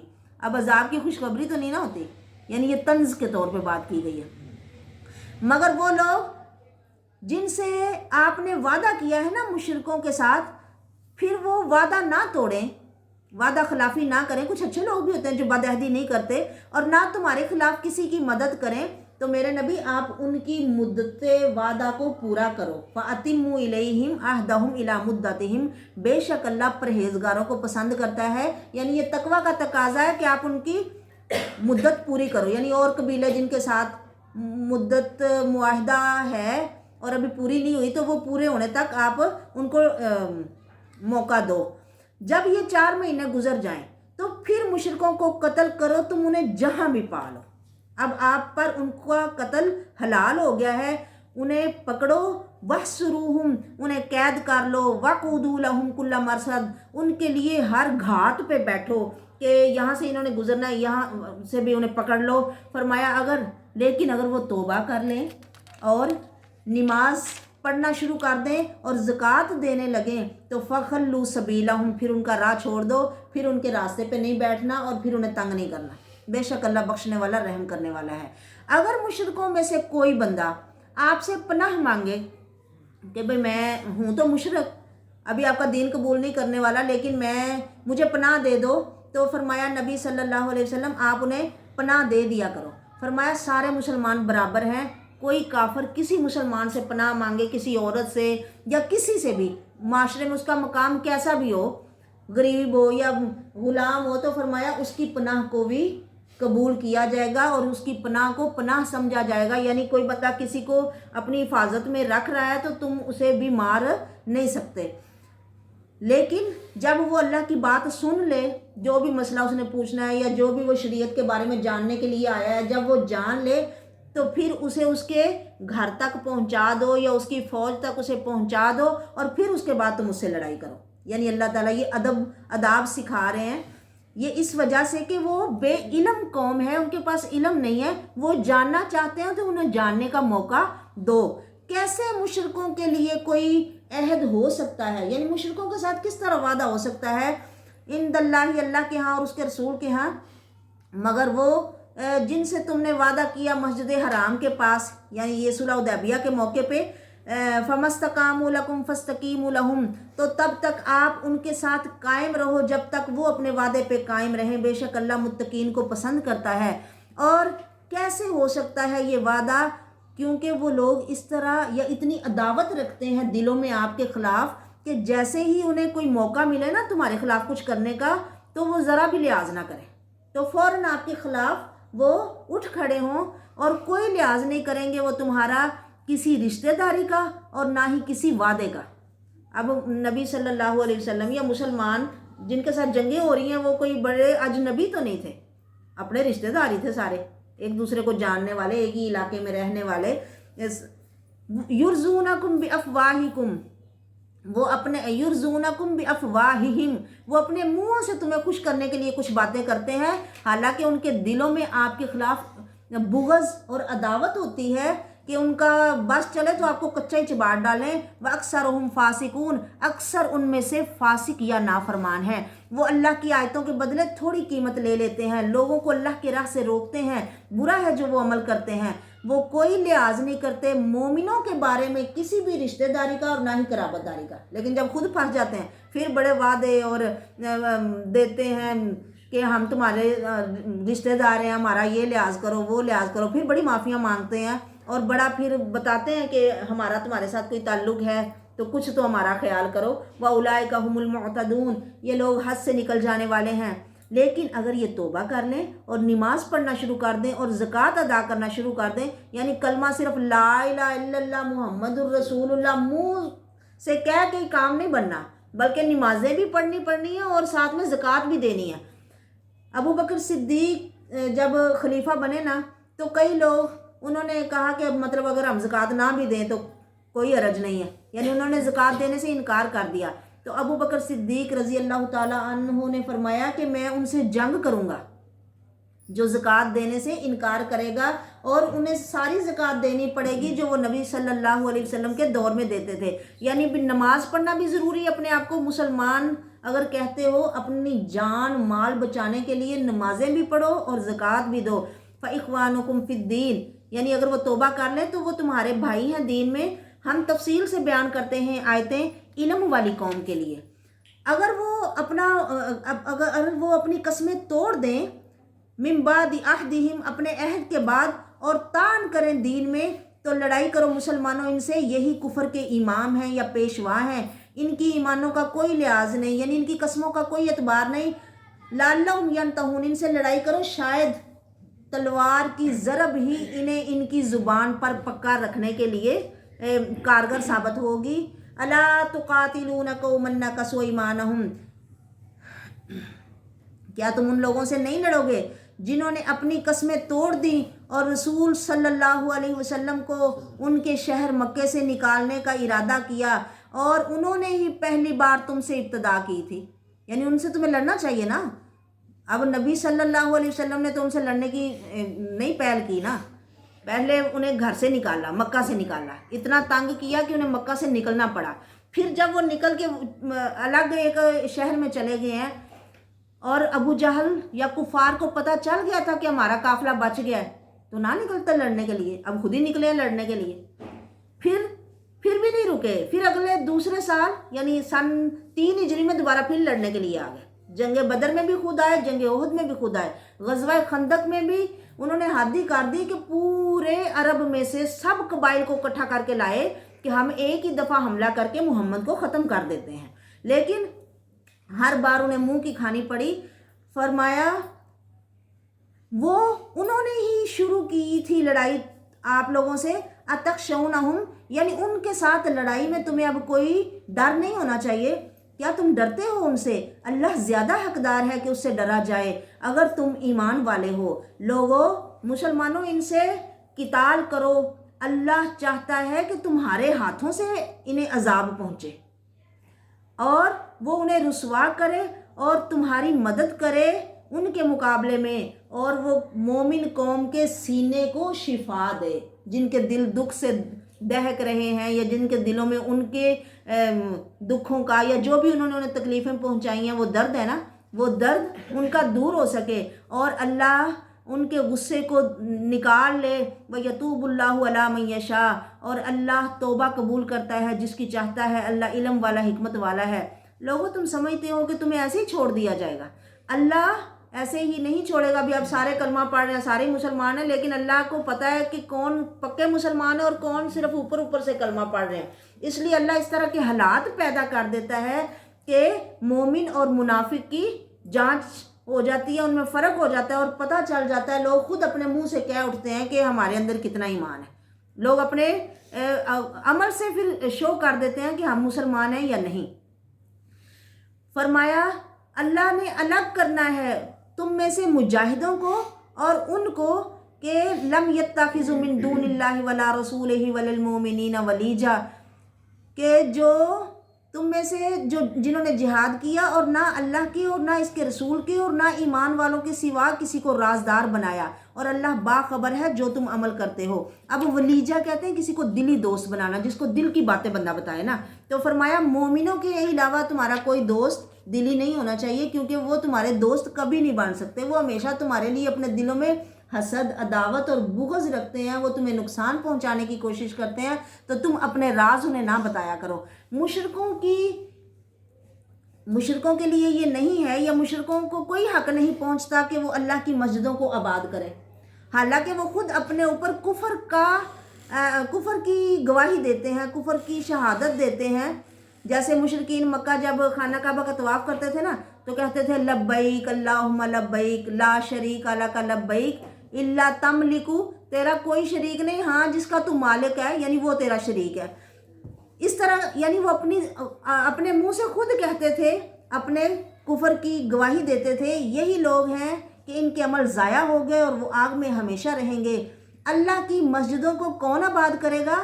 جو اللہ کو مانتا ہے، آخرت کے دن کو مانتا ہے، نماز پڑھتا ہے، نماز قائم کرتا ہے اور زکوٰۃ دیتا ہے اور اللہ کے علاوہ کسی سے نہیں ڈرتا۔ یہی لوگ ہیں کہ وہ ہدایت پانے والے ہیں۔ کیا لوگوں تم نے حاجیوں کو پانی پلانا اور مسجد حرام کی خدمت کرنے کو ایسا سمجھ لیا ہے جیسے وہ شخص ہے جو اللہ اور آخرت کے دن کو مانتا ہے اور اللہ کی راہ میں جہاد کرتا ہے؟ یعنی یہ دونوں بندے کبھی برابر نہیں ہو سکتے۔ لا یستوون عند اللہ واللہ لا یہدی القوم الظالمین، اللہ ظالم قوم کو ہدایت نہیں دیتا۔ آپ کو پتہ ہے نا کفار مکہ خانہ کعبہ کی خدمت میں تو وہ آگے آ گئی تھے، شروع سے وہ کرتے رہے ہیں، اور حاجیوں کو پانی پلانا، ستو گول گول کے پلانا، یعنی سارے نیکی کے اپنے طور پہ کام کرتے تھے۔ پر جب اللہ کو نہیں مانا تو یہ عمل ان کا کوئی انہیں فائدہ نہیں دے گا۔ جس طرح ایک بندے کے بارے میں پوچھا جاتا ہے کہ وہ حاجیوں کو نا ستو پلاتا تھا، اسے اس کا یہ عمل کوئی فائدہ دے گا؟ فرمایا نہیں، جب اس نے کبھی اللہ سے یہ نہیں کہا کہ مجھے قیامت کے دن اللہ بخش دینا، تو پھر یہ عمل ان کے کام نہیں آئیں گے۔ یعنی جب تک عمل کی قبولیت کے لیے ضروری ہے کہ اللہ اور آخرت کے دن کو مانا جائے، اور عمل لوگوں کے لیے نہیں بلکہ خالص اللہ کے لیے کیا جائے، پھر عمل قبول ہوگا۔ الذین آمنوا، وہ لوگ جو ایمان لائے اور ہجرت کی اور جہاد کی اللہ کی راہ میں اپنے مالوں کے ساتھ، اپنی جانوں کے ساتھ، ان کے تو بڑے درجات ہیں اللہ کے ہاں، اور یہی لوگ فائزون، کامیاب ہیں۔ اللہ ان کو خوشخبری دیتا ہے اپنی رحمت کی اور اپنی رضامندی کی، کہ ان پہ رب کی رحمتیں برسیں گی، اور اللہ انہیں کہہ دیں گے کہ اب میں کبھی تم سے ناراض نہیں ہوں گا، اور یہ جنتیوں کے لیے بڑی خوشخبری ہوگی، کیونکہ جنت والے ہمیشہ دنیا میں اللہ کو خوش کرنے کے لیے ہی تو کوشش کرتے رہتے ہیں۔ تو جب اللہ انہیں کہے گا کہ اب اللہ آپ سے ہمیشہ راضی رہے گا، تو یہ ان کے لیے بڑی خوشخبری ہوگی، اور جنت میں ان کے لیے ہمیشہ ہمیشہ رہنے والی نعمتیں ہیں جو کبھی ختم نہیں ہوں گی۔ اللہ ہمارے نصیب کرے۔ خالدین فیہا ابدا، وہ اس میں ہمیشہ رہیں گے، بے شک اللہ کے پاس اجر عظیم ہے۔ اے لوگو جو ایمان لائے ہو، تم اپنے باپوں کو، اپنے بھائیوں کو دوست نہ بناؤ اگر وہ کفر سے محبت کرتے ہیں ایمان کو چھوڑ کر، یعنی اگر باپ بھائی مطلب کافر ہیں تو پھر تمہیں ان سے دوستی نہیں رکھنی یا ان کا اس میں لحاظ نہیں رکھنا۔ وَمَن يَتَوَلَّهُم مِّنكُمْ، جو ان سے دوستی کرے گا تم میں سے تو وہ ظالم ہو جائے گا، کیونکہ دوست کی پہچان ہوتا ہے نا، انسان ہمیشہ اس کے ساتھ اٹھتا بیٹھتا اور چلتا پھرتا ہے جس کی خیالات یا جس سے اس کی باتیں ملے ہیں، ورنہ دوسرے بندے کے ساتھ بندہ بیٹھ ہی نہیں سکتا، اس کے ساتھ اس کو چلنا مشکل ہوتا ہے۔ تو فرمایا تمہیں اپنے دوست دیکھنے ہیں کہ کیسے بنانے ہیں۔ پھر فرمایا اے لوگو، اگر تمہارے باپ، تمہارے بیٹے، تمہارے بھائی، تمہاری بیویاں یا بیویوں کو تمہارے حکم ہے کہ تمہارے خاوند، اور تمہارا خاندان یا کنبہ قبیلہ، اور تمہارے مال جو تم نے کمائے ہیں، اور تمہاری تجارت جس میں گھاٹا پڑے تمہیں برا لگتا ہے، اور تمہارے گھر جنہیں تم بڑا سجاتے سنوارتے اور تمہیں بڑے پیارے ہیں، اگر یہ ساری چیزیں تمہیں اللہ اور اس کے رسول سے اور اللہ کی راہ میں جہاد کرنے سے زیادہ پیاری ہیں، تو پھر لوگوں انتظار کرو اللہ کے حکم کا۔ اللہ فاسق قوم کو ہدایت نہیں دیتا۔ اب یہ ہر بندے کو بظاہر وہ اپنے طور پہ کتنا بھی متقی یا پرہیزگار کیوں نہیں ہے، اسے دیکھنا ہے کہ یہ ساری چیزیں مجھے کتنی محبوب ہے، اور جب اللہ کا حکم آ جاتا ہے میں انہیں ترجیح دیتا ہوں یا اللہ کے حکم کو دیتا ہوں۔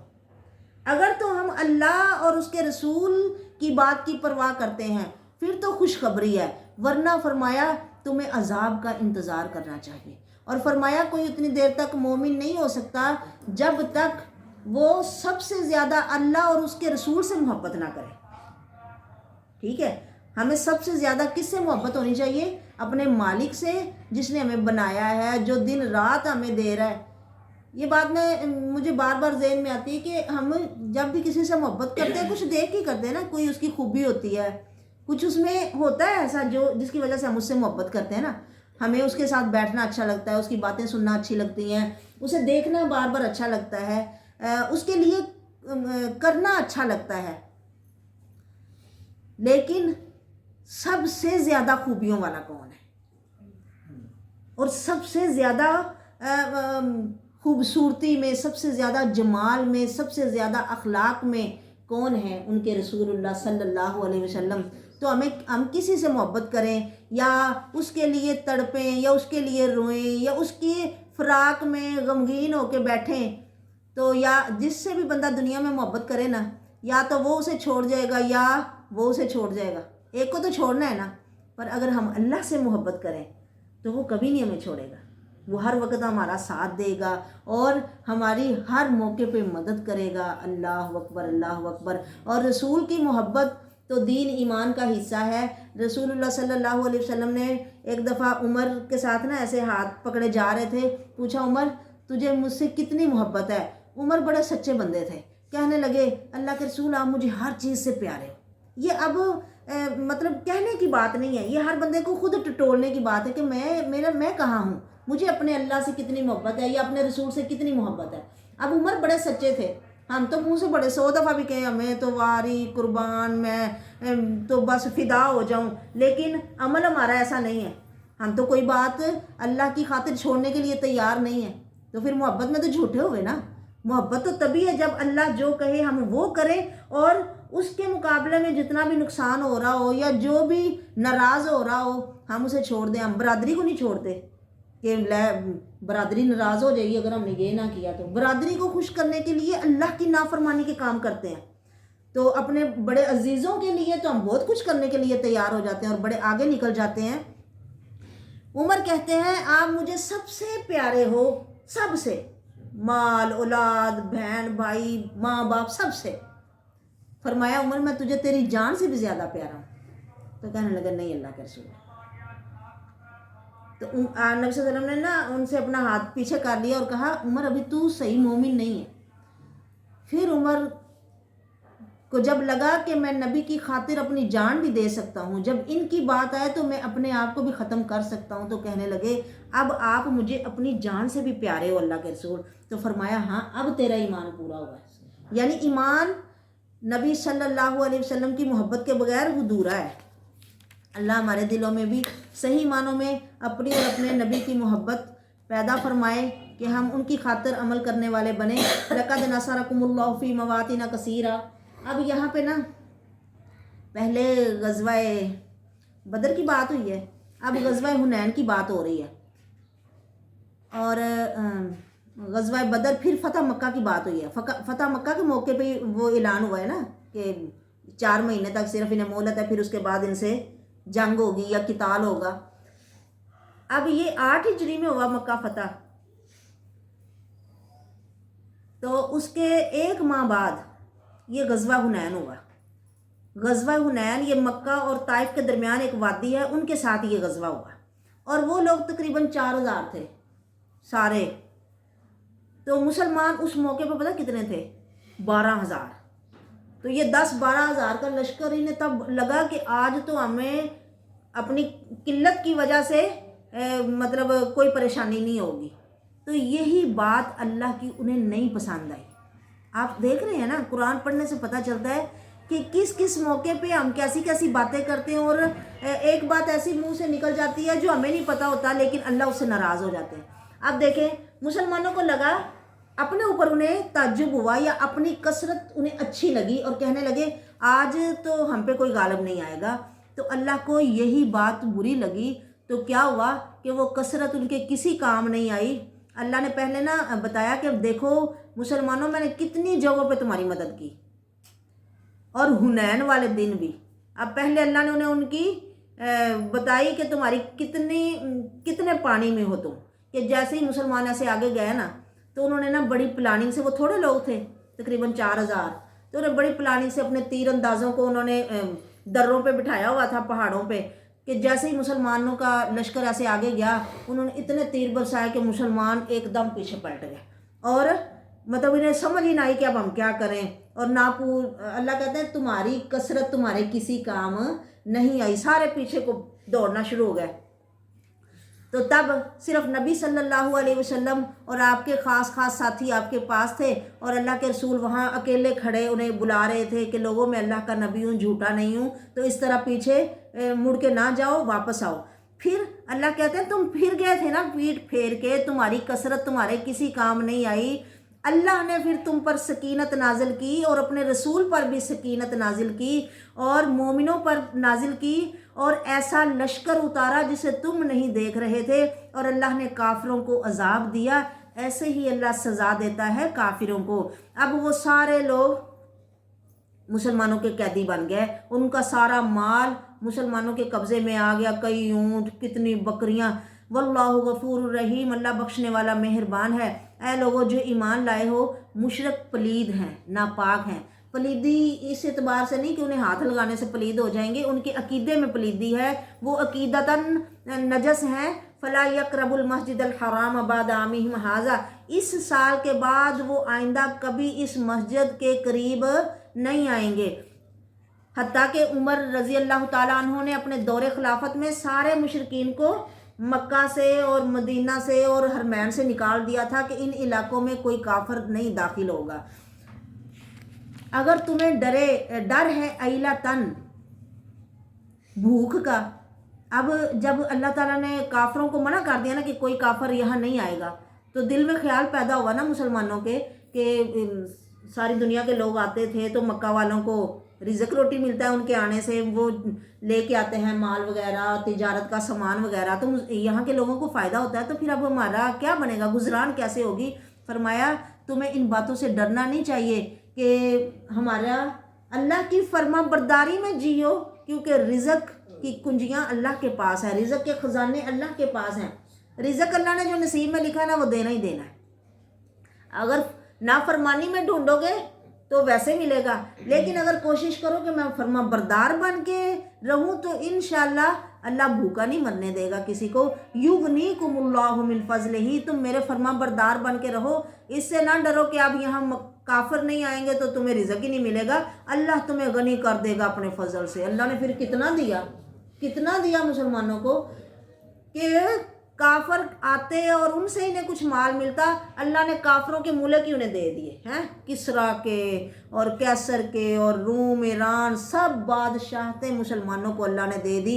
بے شک اللہ علم والا، حکمت والا ہے۔ لڑائی کرو ان سے جو ایمان نہیں لاتے اللہ پر اور نہ آخرت کے دن پر، اور نہ وہ کسی چیز کو حرام سمجھتے ہیں جس کو اللہ نے حرام کیا ہے اور اس کے رسول نے حرام کیا ہے، اور نہ ہی وہ دین حق کو کوئی سچا دین سمجھتے ہیں، وہ جنہیں کتاب دی گئی ہے، یعنی ان سے لڑائی کرو حتیٰ کہ وہ جزیہ دیں۔ اب پیچھے کافروں کے بارے میں تھا کہ انہیں قتل کر دو، چھوڑنا نہیں ہے، دو ہی صورتیں، یا تو ایمان لے آئیں یا مرنے کے لیے تیار ہو جائے۔ لیکن اہل کتاب کے جو یہودی عیسائی ہیں نا، ان کے لیے فرمایا کہ ان کے لیے صورت یہ ہے کہ نمبر 1 ایمان لے آئیں، ایمان نہیں لانا تو پھر مسلمانوں کے اگر ملک میں یا حکومت میں رہنا ہے تو ٹیکس دے کے رہیں اور ذلیل بن کے رہیں گے، اپنے دین کا نہیں سکہ چلائیں گے، بلکہ انہیں اسلام کے حکومت کے ماتحت اسلام کے مطابق چلنا ہوگا۔ وقالت الیہود عزیر ابن اللہ، یہودیوں نے کہا عزیر اللہ کا بیٹا ہے، عیسائیوں نے کہا عیسیٰ اللہ کا بیٹا ہے۔ یہ ان کے منہ کی باتیں ہیں، ورنہ اللہ کی کوئی اولاد نہیں ہے۔ انہوں نے ایسی ہی بات کی جیسی اس سے پہلے کافروں نے کی۔ اب کافر کیا کہتے تھے؟ فرشتے اللہ کی بیٹیاں ہیں۔ یہ ان کے منہ کی باتیں ہیں۔ قاتلہم اللہ، انہیں اللہ کی مار پڑے۔ انا یوفکون، کدھر بہکائے جا رہے ہیں۔ انہوں نے اپنے عالموں کو اور اپنے درویشوں کو رب بنا لیا ہے اللہ کو چھوڑ کے، اور عیسیٰ ابن مریم کو بھی، اور حالانکہ انہیں حکم دیا گیا تھا کہ ایک اللہ کی پوجا کرو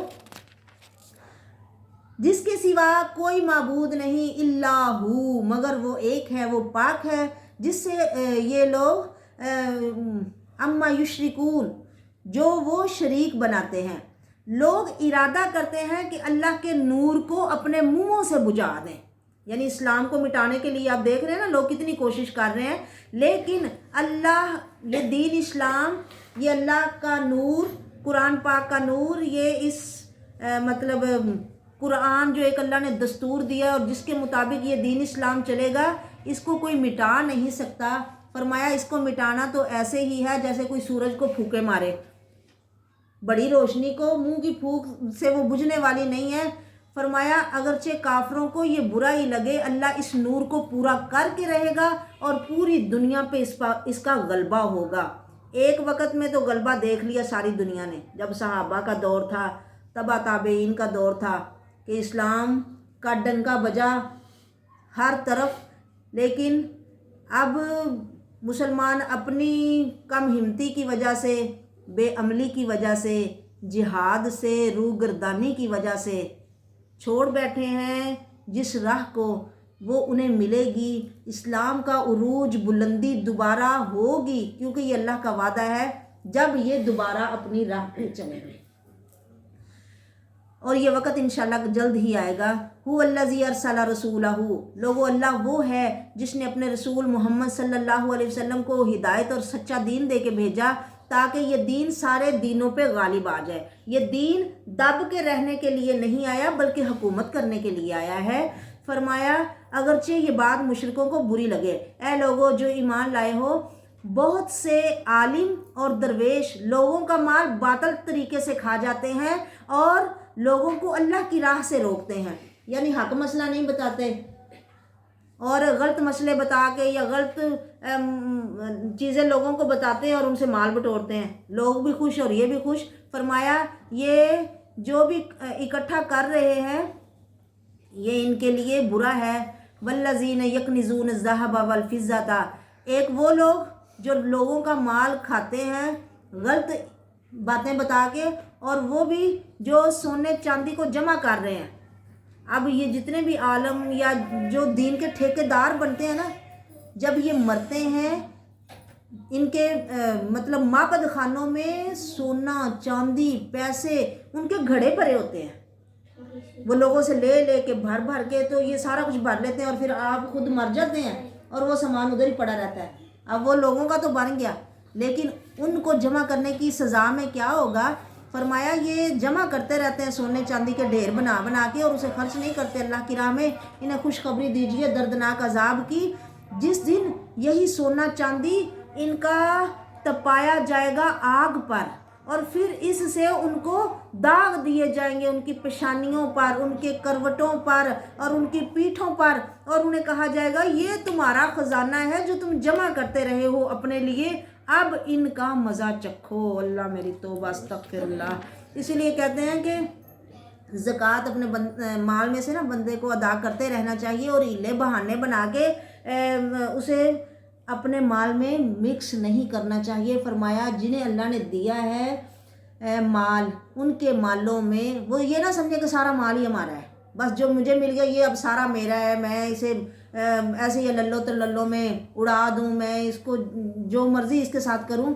فرمایا نہیں لوگوں، اللہ مال دے کے بھی آزماتا ہے اور نہیں دیتا تو بھی آزماتا ہے، دونوں صورتوں میں ہمارا امتحان ہو رہا ہے۔ تو جس کو دے رہا ہے فرمایا اس کے مال میں حق ہے، غریبوں کا، مسکینوں کا، یتیموں کا، اسے یہ حق ادا کرتے رہنا چاہیے۔ ایسے ہی جیسے آپ دیکھو نا کھیت میں ایک تو چیز وہ جو بوئی جاتی ہے اس کے ساتھ کئی اور بھی جڑی بوٹیاں نکل آتی ہیں نا، جب ان کو نکال دیا جاتا ہے تو وہ جو اصل فصل ہوتی ہے وہ زیادہ مضبوط اور اچھی پیدا ہوتی ہے نا، اور گھنی پیدا ہوتی ہے۔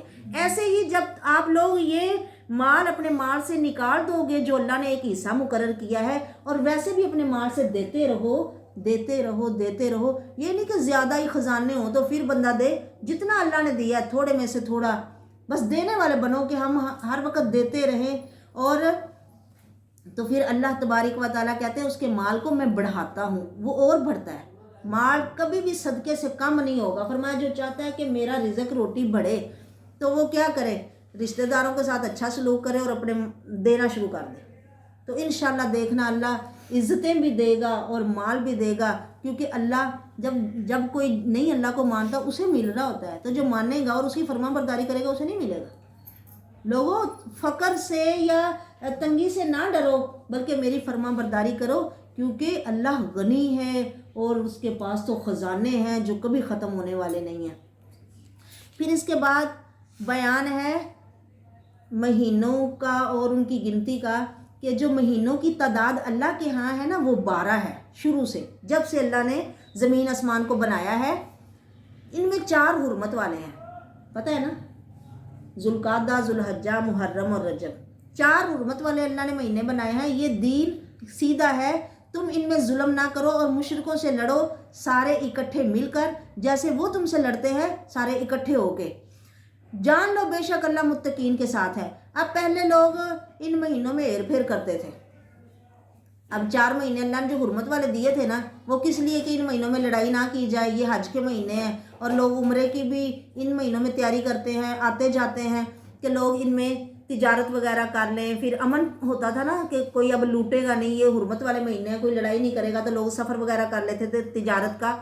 لیکن جب کسی نے لڑائی کرنی ہوتی تھی نا تو وہ مہینوں میں ہیر پھیر کر لیتے تھے، کسی مہینے کو بڑا کر دیا، کسی کو چھوٹا کر دیا، کسی کو آگے کر دیا، کسی کو پیچھے کر دیا۔ تو جس سال نبی صلی اللہ علیہ وسلم نے حج کیا تھا نا، آپ نے فرمایا وقت پھر پھرا کے نا اپنی اصل جگہ پہ آ گیا، اور یہ دین حق ہے، اور جس طرح اللہ نے عبادات مقرر کی ہیں جن جن مہینوں میں، ویسے ہی ان کو کرنا ہے۔ اور آپ یہ بھی دیکھ لو کہ یہ عبادات چاند کے حساب سے ہوتی ہیں، اور چاند کے مہینے پھر پھر کے آتے ہیں۔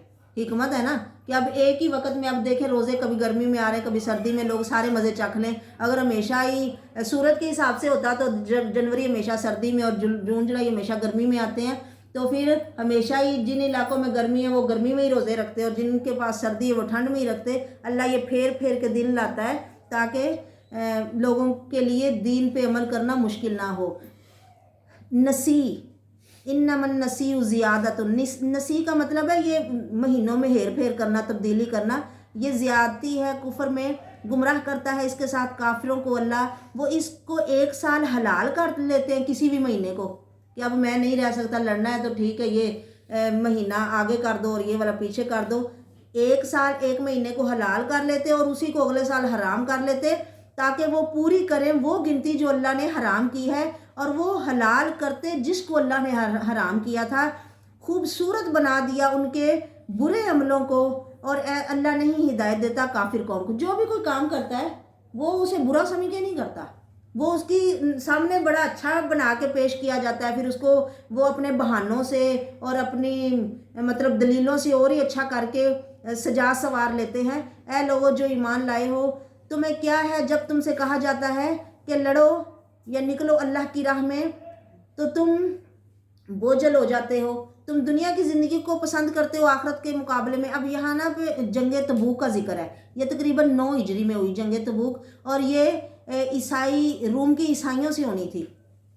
تو اس وقت نا گرمی کا موسم تھا، بڑی سخت گرمی، اور پھل پک چکے تھے۔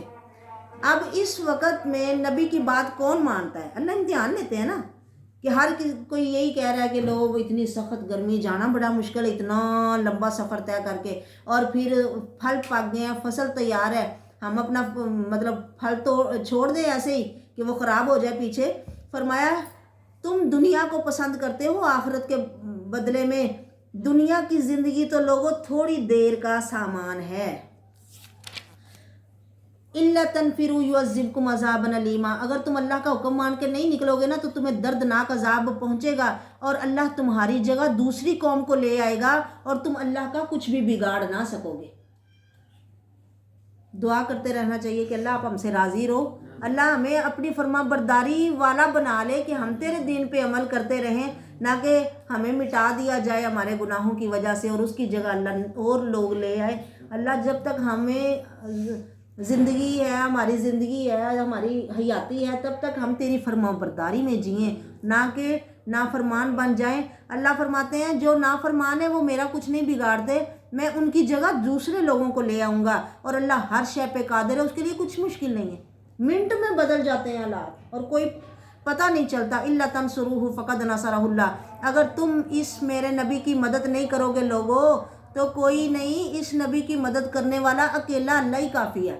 اس وقت اللہ نے اپنے نبی کی مدد نہیں کی جب یہ مکہ سے نکلے تھے اور یہ 2 تھے، اور غار میں بھی دونوں اکیلے ہی تھے، اور ایک دوسرے کو تسلی دے رہے تھے کہ لا تحزن، غم نہ کرو، ان اللہ معنا، بے شک اللہ ہمارے ساتھ ہے۔ کہتے ہیں ہمیں بھی یہ دیکھنا چاہیے، اب کتنے سخت حالات ہیں نا، کہ دشمن سر پہ کھڑا ہے، غار میں ہے اندر، اور اندر سانپ بھی ہے غار کی سوراخوں میں، مطلب کس قدر تنگی اور مشکل ہے۔ پھر بھی فرمایا کہ حالات جیسے بھی ہوں غم نہیں کرنا چاہیے، بلکہ کیا کرنا چاہیے؟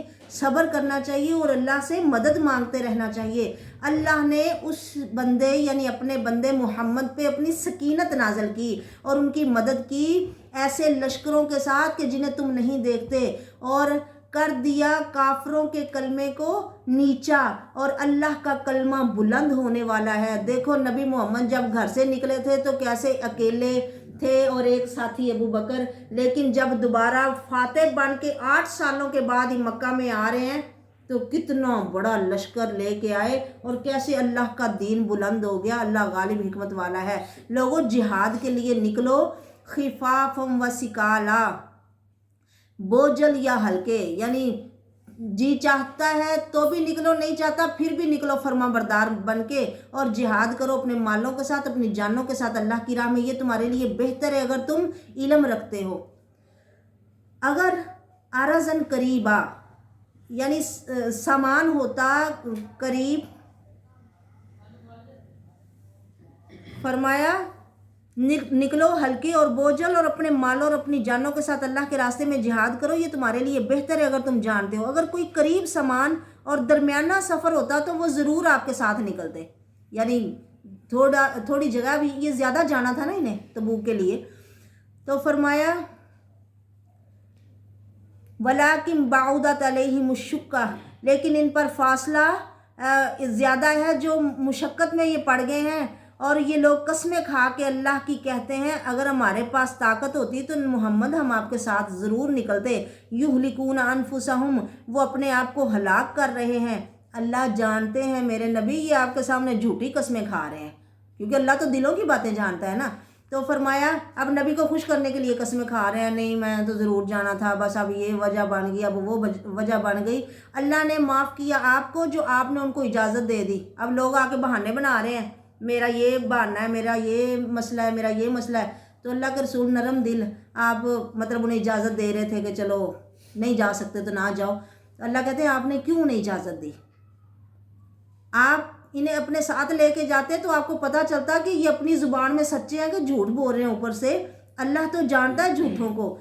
आपको इनको आपसे वो इजाज़त नहीं मांगेंगे जो अल्लाह और आखिरत के दिन पे ईमान लाते हैं, कि उन्हें आप कहें कि आप पीछे रह जाओ और जिहाद ना करो अपने मालों के साथ और अपनी जानों के साथ। अल्लाह इल्म वाला है, अल्लाह को बहुत पता है कि परहेज़गार कौन लोग हैं। इजाज़त सिर्फ वो लोग ही मानते हैं जो नहीं मानते अल्लाह और आखिरत के दिन को, और जिनके दिलों में शक है और वो अपने शक में ही हैरान फिर रहे हैं। फरमाया अगर वो इरादा निकलें भी ना, अगर उनका इरादा होता निकलने का तो वो की तैयारी करते। उन्होंने कोई तैयारी ही नहीं की, मतलब उनका इरादा ही नहीं है जाने का। लेकिन अल्लाह भी नहीं चाहता कि वो निकले। मतलब जो दिल से कोई काम नहीं ना करना चाहता तो अल्लाह भी नहीं चाहता कि ये करे। कोई मतलब ऐसे ही बेहिम्मती के साथ या बेदिली के साथ निकल रहा है, या ऐसे ही बंदा सदका कर रहा है जी नहीं चाह रहा, या नमाज़ पढ़ रहा है ऐसे ही कि जी नहीं चाह रहा। पीछे आया ना कि वो नमाज नहीं पढ़ते मगर कुसाला सुस्ती के साथ, और नहीं जिक्र करते मगर थोड़ा सा। हाँ, तो ऐसी चीज़ें फिर अल्लाह को भी पसंद नहीं है। वो नहीं निकलना चाहते तो अल्लाह को भी नहीं पसंद कि वो निकलें। अल्लाह भी चाहता है कि ये यहीं पे बैठे रहें। अगर वो निकल के आपके साथ जाएं भी ना ऐ मेरे नबी, तो वो आपको और वहाँ जाकर परेशान ही करें, क्योंकि उनके दिल में वो जज्बा और मोहब्बत तो है नहीं जिस जज्बे और मोहब्बत के साथ मुसलमानों को लड़ना है। और तुम में से बाज़ ऐसे हैं जो इनकी बातें कान लगाकर सुनने वाले हैं। अल्लाह ज़ालिमों को जानने वाला है। अब यहाँ एक बंदे का जिक्र है, वो आके नबी सल्लल्लाहु अलैहि वसल्लम से कहने लगा अल्लाह के रसूल रूम की औरतें बड़ी खूबसूरत हैं, मुझे डर है कि मैं कहीं वहाँ फितने में ना मुब्तला हो जाऊँ। अल्लाह ने फरमाया ख़बरदार, वो फितने में तो पहले ही पड़े हुए हैं। हत्ता वकल्लबू लकल उमूर हत्ता जाल हक व ज़हरा अमरुल्लाहि व हुम कारिहून, बिलाशुबा यकीनन उन्होंने इससे पहले फितना डालना चाहा और तेरे लिए कई मामलात उल्ट पुल्ट किए हैं इन्होंने, यहाँ तक कि हक आ गया और अल्लाह का कलमा गालिब हो गया। हालांकि वो नहीं पसंद करते थे कि अल्लाह का कलमा गालिब हो। और फिर उसी शख्स की बात हो रही कि इनमें से एक बंदा वो है जो कहता है मुझे इजाज़त दे दो और मुझे फितने में ना डालो। अला फिल फितनति साकतू, वो फितने में पहले ही पड़े हुए हैं और जहन्नम घेरे हुए है काफिरों को। यानी ये इस तरह की बातें करके मेरे अजाबों से बच नहीं सकते। अगर तुझे ए नबी कोई अच्छाई पहुँचे ना तो इन्हें बुरा लगता है कि इसे ये माले गनीमत क्यों मिल गया, ये फ़तह इसे क्यों हासिल हो गई। और अगर आपको कोई मुसीबत पहुँचे यानी जंग की सूरत में या मुसलमान शहीद हो जाएं तो कहते हैं हमें तो पहले ही पता था, इसलिए हम तो पहले ही पीछे रह गए, हमने अपने मामले को पहले ही संवार लिया। वयतवल्लव वहुम फारिहून, वो पीछे मुड़ते हैं और बहुत खुश होते हैं अपने आप में। कह दीजिए जो भी हमें मुसीबत पहुंचती है वो मुकद्दर का लिखा हुआ ही मिलता है। हुआ मौलाना, वो अल्लाह ही हमारा मौला है, हम मोमिनों को उसी पे ही भरोसा करना चाहिए।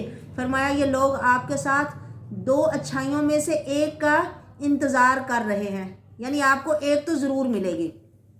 वनहनु नतरब्बसु बिकुम अन युसीबकुमुल्लाहु बिअज़ाबिम मिन इंदिही औ बिअयदीना, और हम इंतज़ार कर रहे हैं तुम्हारे बारे में। यानी तुम मुसलमानों के लिए ना दो चीज़ों का इंतज़ार रखो, दो नेकियों का। उन्हें दो नेकियां ही मिलनी है। मर गए तब भी शहादत, अगर जीते रहे तो माले गनीमत, किश्वरे कुशाई, मुल्क दौलत सब कुछ मिलेगा। और तुम्हें अगर मर गए तो अल्लाह का अजाब, अगर जिंदा रहे तो हमारे हाथों से कुटाई होती रहेगी तुम्हारी। फतरब्बसू इन्ना माकुम मुतरब्बिसून, इंतज़ार करो हम भी इंतज़ार करने वालों में से हैं। कह दीजिए खर्च करो खुशी से या ना खुशी से, वो कबूल नहीं किया जाएगा। अब उनका खर्च, कुछ लोग क्या हमने अब जाना तो नहीं, चलो ये इतना माल इन्हें दे के मतलब टरकाओ है, تو فرمایا تم یہ دو جو دے رہے ہو نا یہ ہم نے قبول نہیں کرنا. انہیں کوئی چیز اس سے نہیں روک رہی کہ ان کی خرچ کی ہوئی چیزیں قبول کی جائیں. ان کی خرچ کی ہوئی چیزیں کیوں نہیں قبول کی جا رہی؟ کیونکہ یہ اللہ اور اس کے رسول کے ساتھ کفر کرتے ہیں, نماز بھی نہیں پڑھتے مگر اس طرح کے سستی کے ساتھ اس کی طرف آتے ہیں, اور خرچ نہیں کرتے مگر اس حال میں کہ انہیں خرچ کرنا برا لگتا ہے. تو فرمایا ایسے لوگوں کے مال اور ان کی اولاد آپ کو تعجب میں نہ ڈالے کہ ان کے پاس بڑا مال ہے, ان کی اولاد بڑی اچھی ہے, بہت ہے. فرمایا اللہ ان کو مال اور اولاد پتہ کیوں دے رہے ہیں؟ تاکہ وہ اللہ ان کو ان کے ذریعے سے ہی دنیا میں عذاب دے, کہ وہی مال اور اولاد بعض دفعہ نا انسان جس چیز سے جتنی زیادہ محبت کرتا ہے وہی اس کے لیے مصیبت بن جاتی ہے. اور کئی دفعہ دیکھا گیا ایسا ہی کہ جن بچوں کے لیے لوگ دین کو چھوڑ دیتے ہیں, انہیں دنیا میں اتنا آگے کر دیا کہ انہیں نہ اب دین کا پتہ ہے نہ وہ ماں باپ کا ادب احترام وہ جانتے ہیں. جتنی زیادہ انہیں دنیا سکھا دی گئی ہے نا تو وہ اب ماں باپ کی بھی پرواہ نہیں کرتے. تو بڑے بڑے عہدوں میں پہنچ کے سب کچھ بیچ باچ کے پیچھے ماں باپ کو تنہا چھوڑ جاتے ہیں. فرمایا ان کا مال اور اولاد آپ کو تعجب میں نہ ڈالے, اللہ اس کے ذریعے ہی انہیں دنیا میں عذاب دے گا, اور ایسے ہی ان کی جان نکل جائے گی کہ وہم کافرون, وہ کفر کی حالت میں ہوں گے. بندہ نافرمانی کر رہا اور اسے زیادہ ملے, اس پہ بھی اسے سوچنا چاہیے. اور صحابہ تو رو پڑتے تھے جب انہیں زیادہ ملتا تھا تو وہ کہتے تھے کہیں اللہ ہمیں دنیا میں ہی نہ سب دے دے. ایک دفعہ نا جب ایسے دسترخوان لگا ہوا بڑے کھانے پڑے تو جب فتوحات کے دروازے کھل گئے تو کئی صحابی اس طرح دسترخوان کو دیکھ کے رونا شروع کر دیتے کہ اللہ ہمیں دنیا میں ہی تو نہیں کہیں سارا دے رہا, کیونکہ جن لوگوں نے ہمارے ساتھ ایمان اسلام قبول کیا تھا, ایمان لائے تھے اور جنگیں کی تھی, جہاد کیے تھے, ان میں سے ایسے بھی تھے جنہیں پورا کفن نہیں ملا. تو ہمارے لیے تو دنیا ہی کھول دی گئی ہے, کہیں دنیا میں ہی تو نہیں سب کچھ مل گیا. مطلب اس بات پہ وہ پریشان ہوتے تھے اور اللہ سے معافیاں مانگتے تھے کہ اللہ آپ ہم سے راضی رہنا. فرمایا وہ اللہ کی قسم کھاتے ہیں کہ بے شک وہ ضرور تم میں سے ہیں, حالانکہ وہ تم میں سے نہیں ہیں, لیکن وہ ایسے لوگ ہیں جو ڈرتے رہتے ہیں کہ اگر انہیں کوئی پناہ کی جگہ ملے یا کوئی غار یا کوئی گھسنے کی جگہ تو وہ اس کی طرف لوٹ جائیں, اس حال میں کہ وہ آپ کے پاس رہنا نہیں چاہتے. آپ کی باتیں سننا انہیں بالکل اچھا نہیں لگتا, لیکن وہ صرف مجبوری میں بیٹھے ہوئے, اگر انہیں موقع ملا تو یہ آپ سے دور چلے جائیں, بھاگ جائیں. اور ان میں سے بعض ایسے ہیں میں یلمزو کا فی صدقات, جو صدقات میں آپ پر الزام لگاتے ہیں. اگر آپ انہیں دیتے رہتے ہو, کچھ لوگ ایسے ہی ہوتے ہیں نا, جب انہیں ملے تو خوش ہو گئے, اگر نہیں ملا تو ساتھ ہی ان کا منہ لٹک جاتا ہے اور وہ بگڑ جاتا ہے کہ لو ہمیں کیا دیا, ہمیں کیا دیا. فرمایا اگر بے شک وہ خوش رہیں جتنا بھی اللہ اور اس کا رسول انہیں دے, اور کہیں کہ اللہ ہمیں کافی ہے, تو اللہ ان کو اور دے اپنے فضل سے, اور اس کا رسول بھی بے شک ہمیں اللہ کی طرف لوٹنا ہے. یعنی اس طرح کی باتیں کریں تو یہ ان کے لیے اچھی تھی. اب نا یہاں زکوٰۃ کی بات ہو رہی ہے کہ زکوٰۃ کن کو دی جائے گی. زکوٰۃ امیر لوگوں پہ فرض ہے, جن کے پاس اتنا مال ہے کہ جو نصاب تک پہنچ جائے, تو پھر انہیں دینی ہے فقیروں کو جو مطلب اپنی ضروریات پوری نہیں کر سکتے, والمساکین, اور مسکینوں پہ. مسکین بھی معاشرے کا ایسا طبقہ جو بظاہر مانگتے تو نہیں ہے لیکن ان کی ضرورتیں ان کا مال پوری نہیں کرتا, تو انہیں خرچ کرنا, ان پہ خرچ کرنا. مانگنے والے تو بڑا اکٹھا کر لیتے ہیں. مانگنے والوں کی بجائے ہمیں ایسے لوگ دیکھنے چاہیے جو سفید پوش عزت والے لوگ ہیں, وہ کسی سے مانگنا پسند نہیں کرتے, پر وہ اتنا بھی نہیں ہے ان کے پاس کہ ان کا اچھے سے گزارا ہو جائے. فرمایا ان کا خیال رکھو, اور جو عاملین علیہا, جو زکوٰۃ اکٹھی کرتے ہیں نا, ان کی بھی تنخواہ یا ان کو بھی اسی میں سے دیا جائے گا. اور جن کے دلوں میں اسلام کی محبت ڈالنی ہے یا انہیں اسلام کے قریب لانا ہے, ان پہ بھی خرچ کرو. اور ایسے ہی گردنیں چھڑانے والے, یعنی جو مقروض ہیں, انہیں بھی دیا جا سکتا ہے, یا جو قیدیوں پہ خرچ کرنا. والغارمین وفی سبیل اللہ, وفی سبیل اللہ, اللہ کی راہ میں مجاہدین پہ خرچ کرنا. وابن السبیل, اور مسافروں پہ خرچ کرنا. اللہ کی راہ کے میں جو لوگ آتے ہیں اللہ کا دین حاصل کرنے کے لیے, ان پہ خرچ کرنا. اور مسافر بھلے اپنے شہر میں یا اپنے علاقے میں مالدار ہی کیوں نہ ہو، بعض دفعہ سفر میں بندے پہ ایسی حالت آ جاتی ہے کہ بندہ پریشان ہو جاتا ہے، اب وہ عزت والا ہوتا ہے، وہ مانگتا بھی نہیں ہے کسی سے، ایسے پہ بھی خرچ کیا جا سکتا ہے، یہ اللہ کی طرف سے فرض ہے، اللہ علم والا اور حکمت والا ہے۔ نبی کا کانوں کا کچے ہونے کا کیا مطلب کہ یہ سب کی باتیں سن لیتا ہے، فرمایا ان کا کانوں کا کچا ہونا بہتر ہے تمہارے لیے۔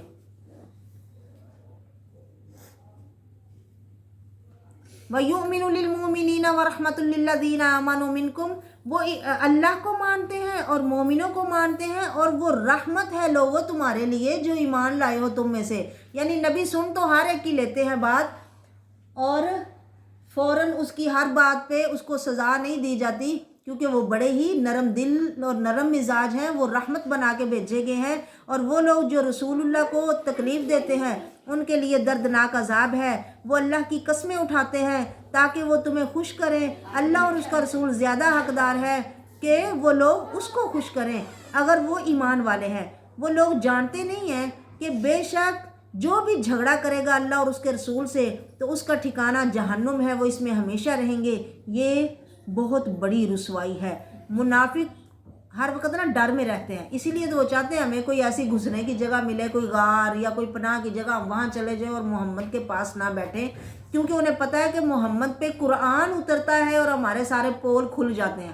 جو بھی یہ بات کہتے ہیں نا وہ محمد صلی اللہ علیہ وسلم پر قرآن کے تھرو بیان کر دی جاتی ہے، تو انہیں برا لگتا ہے، وہ ڈرتے رہتے ہیں، ان کے دل میں ایک ڈر رہتا ہے کہ ابھی ہمارے خلاف کوئی آیت اترے گی، تو اسی لیے وہ اور زیادہ عداوت یا اور زیادہ کفر کرتے ہیں قرآن کی آیتوں کا۔ کہہ دیجئے اور اڑاؤ مذاق اللہ اور اس کے رسول کا یا اس کی آیتوں کا، بے شک اللہ نکالے گا جس سے تم ڈر رہے ہو۔ اگر تم ان سے پوچھو نا تو کہتے ہیں نہیں ہم تو ایسے کھیل تماشے ہی کر رہے تھے۔ پہلے ایک غلط بات کرتے ہیں اسلام کے خلاف، قرآن کے خلاف، نبی محمد کے خلاف، جب پوچھا جاتا ہے تو کہتے ہیں نہیں ہم تو ایسے ہی بس مذاق میں ہی لگے ہوئے تھے۔ کہہ دیجئے کیا اللہ اور اس کے آیتوں اور اس کے رسول کے ساتھ ہی تم نے مذاق کرنا ہے؟ نہ کوئی عذر پیش کرو، تم نے یہ غلط بات کر کے کفر کیا ہے اپنے ایمان کے بعد۔ اگر ہم معاف کر دیں ایک جماعت کو تم میں سے تو عذاب بھی دیں گے ایک جماعت کو ان میں سے، وہ مجرم لوگ ہیں۔ پھر فرمایا منافق مرد ہی نہیں بلکہ منافق عورتیں بھی ہیں، بعض ان کا بعض میں سے ہے، وہ لوگوں کو برائی کا حکم دیتے ہیں اور نیکی سے منع کرتے ہیں، اور وہ اپنے ہاتھوں کو روک کے رکھتے ہیں۔ نسوا اللہ فنسیہم، انہوں نے اللہ کو بھلا دیا تو اللہ نے بھی ان کو بھلا دیا۔ منافق لوگ ہی فاسق ہیں۔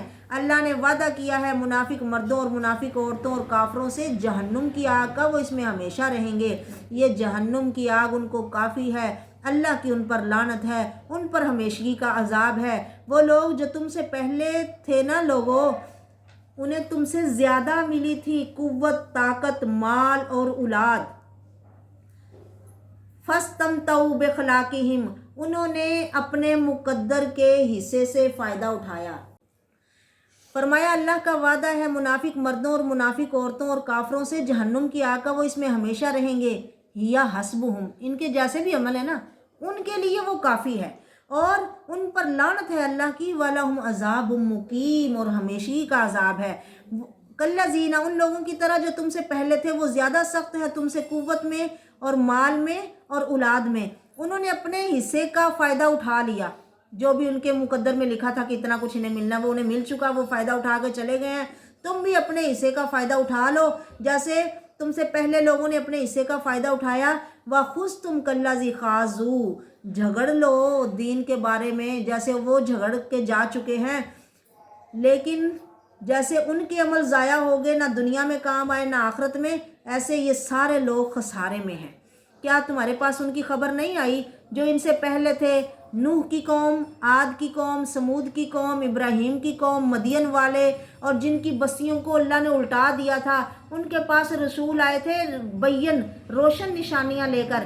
اللہ لوگوں پہ ظلم نہیں کرتا، لیکن لوگ خود اپنے اوپر ظلم کرتے ہیں۔ اب یہ بار بار بات بیان ہو رہی ہے نا، جو ان پہ عذاب آئے ہیں تو اللہ نے ان پہ ایسے ہی پکڑ نہیں کی، بلکہ یہ انہوں نے ایسا کچھ کیا کہ وہ اس کے مستحق تھے۔ اور ایسے ہی فرمایا مومن مرد اور مومن عورتیں बाज़ के दोस्त हैं, ईमान वालों की दोस्तियाँ ईमान वालों से होती हैं। उनका काम लोगों को नेकी का हुक्म देना, बुराई से रोकना, नमाज़ें कायम करना, ज़कात देना, अल्लाह और उसके रसूल का कहा मानना। यही लोग हैं कि अल्लाह की उन पर रहमत होगी। बेशक अल्लाह गालिब हिकमत वाला है। अल्लाह ने मोमिन मर्दों और औरतों से वादा किया है जन्नत का, जिसके नीचे नहरें चलती हैं, वो इसमें हमेशा रहेंगे।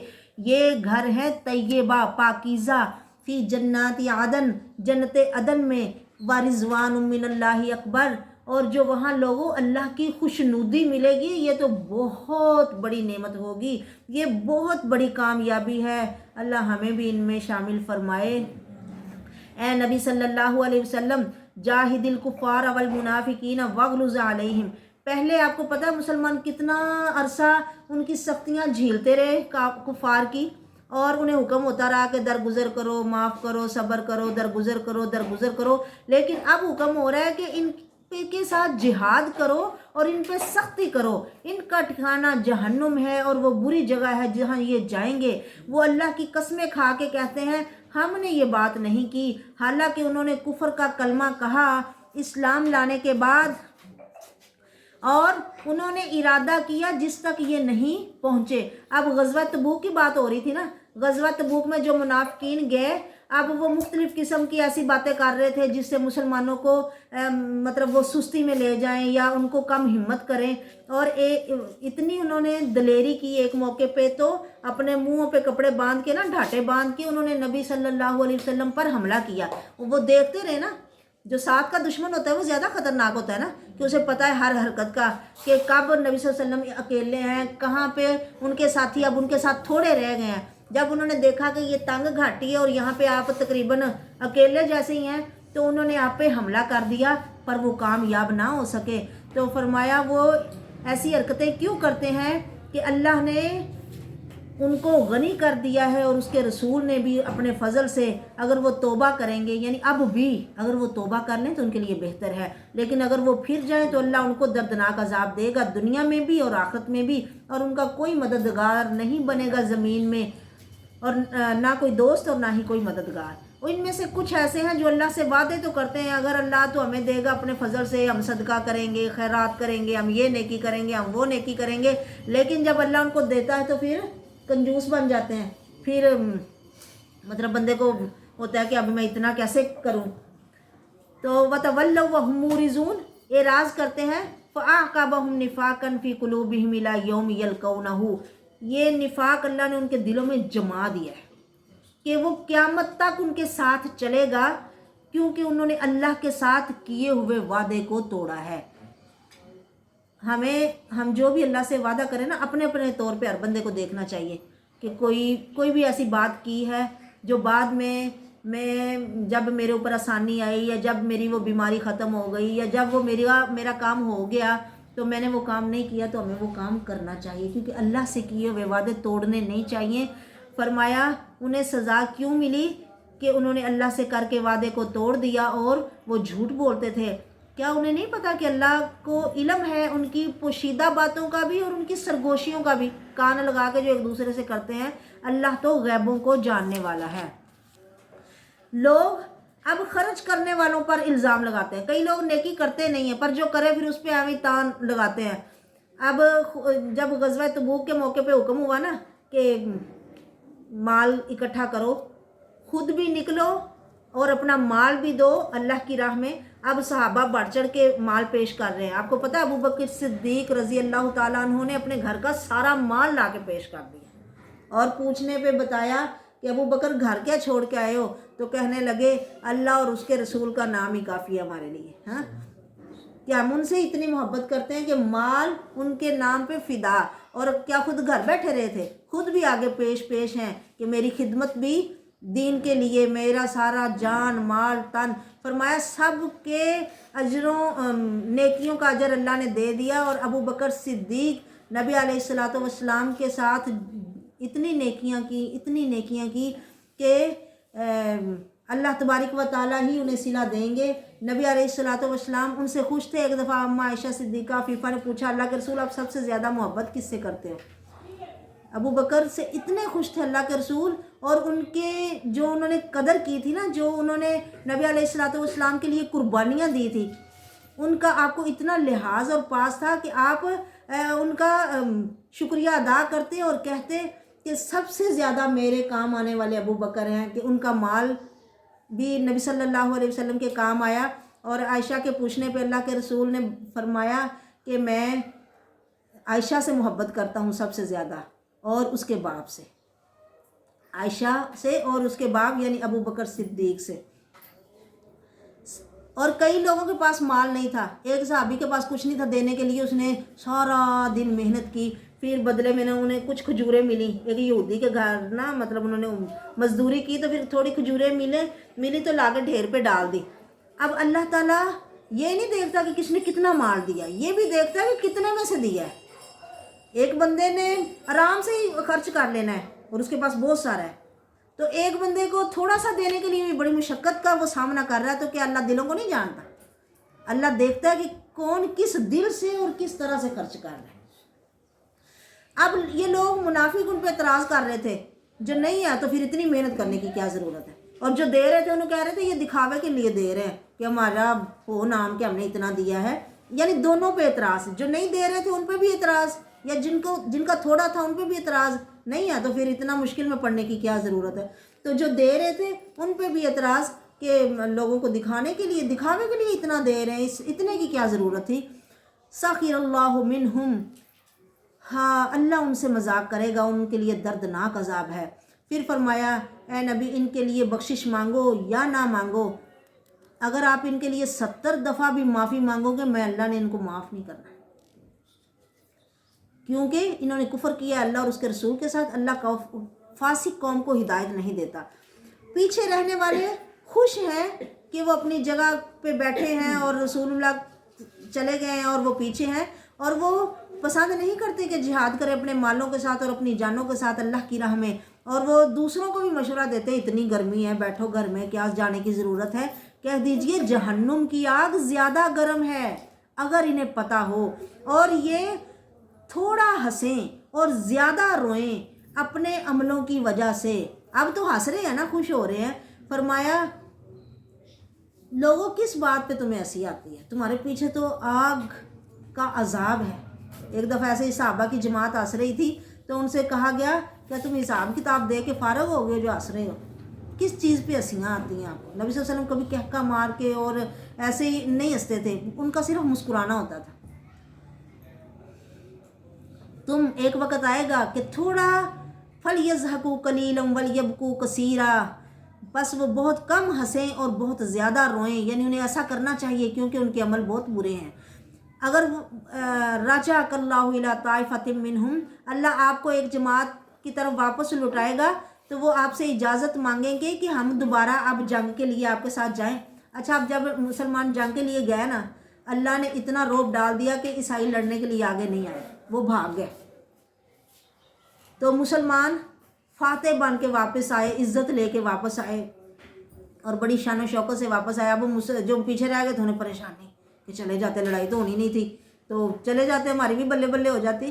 جب وہ آپ کی طرف اب اے نبی اگر وہ اب نکلنا چاہے نا کہ اب ہم نے آپ کے ساتھ جنگ میں جانا ہے، تو اب جو بیٹھے رہے ہیں نا انہیں اب آپ اپنے ساتھ جانے کے لیے اجازت کبھی نہ دینا۔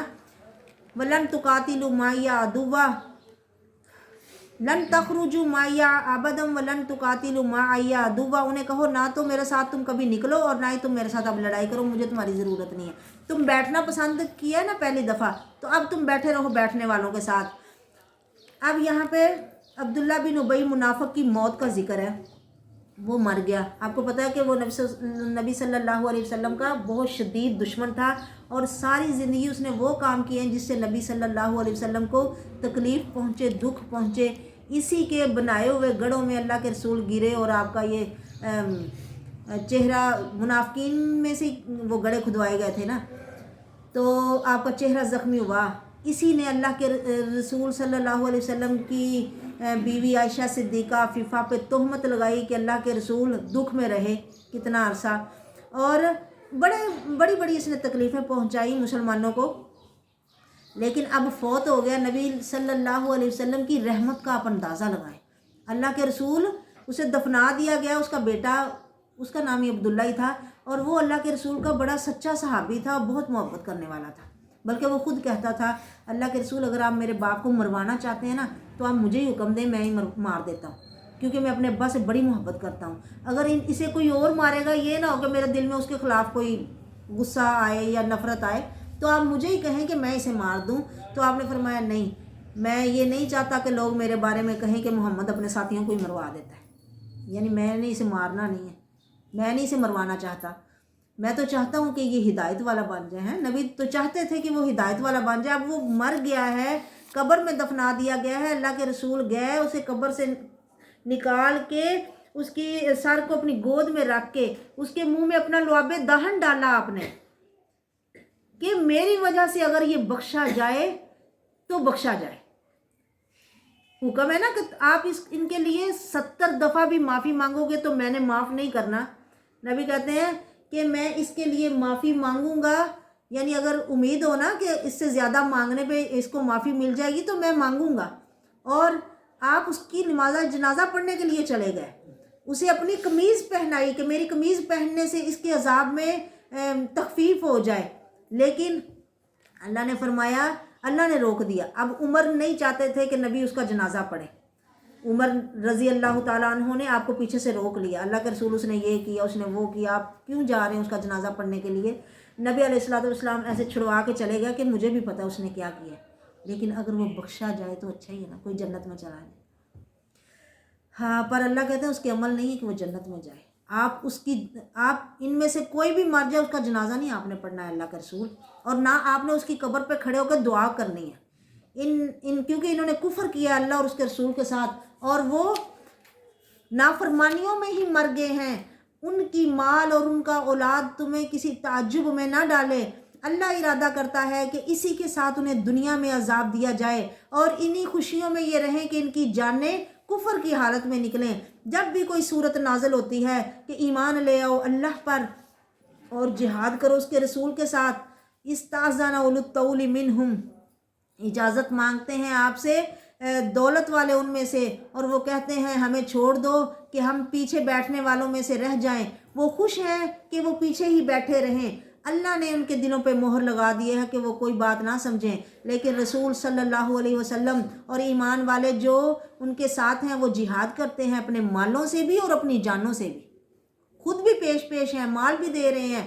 یہی لوگ نیکیوں میں آگے جانے والے ہیں اور یہی کامیاب ہونے والے ہیں۔ اعد اللہ لہم جنات، اللہ نے ان کے لیے باغات تیار کیے ہیں جن کے نیچے نہریں چلتی ہیں، وہ اس میں ہمیشہ رہیں گے، یہ بڑی کامیابی ہے۔ پھر فرمایا عذر پیش کرنے والے یہ بدو لوگ آپ کے پاس آئیں گے اے نبی، لیوزن لہم، تاکہ انہیں اجازت دی جائے، اور وَقَعَدَ الَّذِينَ كَذَبُوا اللَّهَ وَرَسُولَهُ، حالانکہ وہ لوگ بیٹھ رہے ہیں جنہوں نے اللہ اور اس کے رسول سے جھوٹ بولا، ان میں سے ان لوگوں کو جنہوں نے کفر کیا جلد ہی دردناک عذاب پہنچے گا، نہ کمزوروں پر کوئی حرج ہے نہ بیماروں پر، اور نہ ان لوگوں پر جو وہ چیز نہیں پاتے جو خرچ کریں، یعنی جو کمزور ہیں، بیمار ہیں، جو نہیں جنگ کر سکتے اور مال بھی نہیں ہے، تو فرمایا ان پہ کوئی گناہ نہیں، کیونکہ اللہ تو جانتا ہے نا، وہ دلوں کے بھید جانتا ہے۔ فرمایا نہ ان پر کوئی گناہ ہے جو آپ کے پاس آ کے کہتے ہیں کہ آپ ہمیں کوئی سواری دو، ہم نے جہاد کرنا ہے، تو آپ کے پاس بھی سواریاں نہیں ہیں، تو آپ انہیں کہہ رہے ہو کہ مال نہیں ہے، تو اب ان کے دل میں اتنی تڑپ ہے، اتنا جذبہ ہے جہاد کا کہ وہ آپ کے ساتھ جانا چاہتے ہیں، لیکن اسباب نہیں ہے جانے کے۔ جب آپ انہیں واپس موڑتے ہو نا تو ان کی آنکھوں سے آنسو بہہ رہے ہوتے ہیں کہ ہم بھی نبی کے ساتھ جاتے، ہم بھی نبی کے ساتھ جاتے۔ ان کے دل غمگین ہیں کہ ان کے پاس کوئی مال نہیں ہے کہ جو وہ خرچ کر سکیں۔ فرمایا انما السبیل للذین یستاذنونک وهم اغنیاء، پکڑ صرف غنیوں کی ہے جو اجازت مانگتے ہیں اور مال ہے ان کے پاس، وہ خوش ہیں کہ وہ پیچھے رہنے والوں میں سے ہیں۔ اللہ نے ان کے دلوں پر مہر لگا دی، انہیں علم نہیں ہے کہ اللہ ہم سے کتنا ناراض ہے اور یہ عمل کر کے ہم نے اللہ کو کتنا ناراض کر لیا۔ فرمایا وہ لوگ جو گئے نہیں جنگ میں، شامل نہیں ہوئے، لیکن دل سے پریشان تھے، ان کا دل تھا کہ ہم جائیں ان کے ساتھ۔ فرمایا مسلمانوں تم کوئی گھاٹی ایسی نہیں جو تم نے عبور نہیں کی، مگر انہیں بھی تمہارے ساتھ ہونے کا ثواب دیا گیا، یہ اللہ ہے جو سینوں کی باتوں کو جانتا ہے کہ کون بہانہ بنا کے پیچھے رہ جاتا ہے اور کون سچے دل سے جانا چاہتا ہے اور نہیں جا سکا۔ وما علیہ الا البلاغ وآخر دعوانا الحمد للہ رب العالمین۔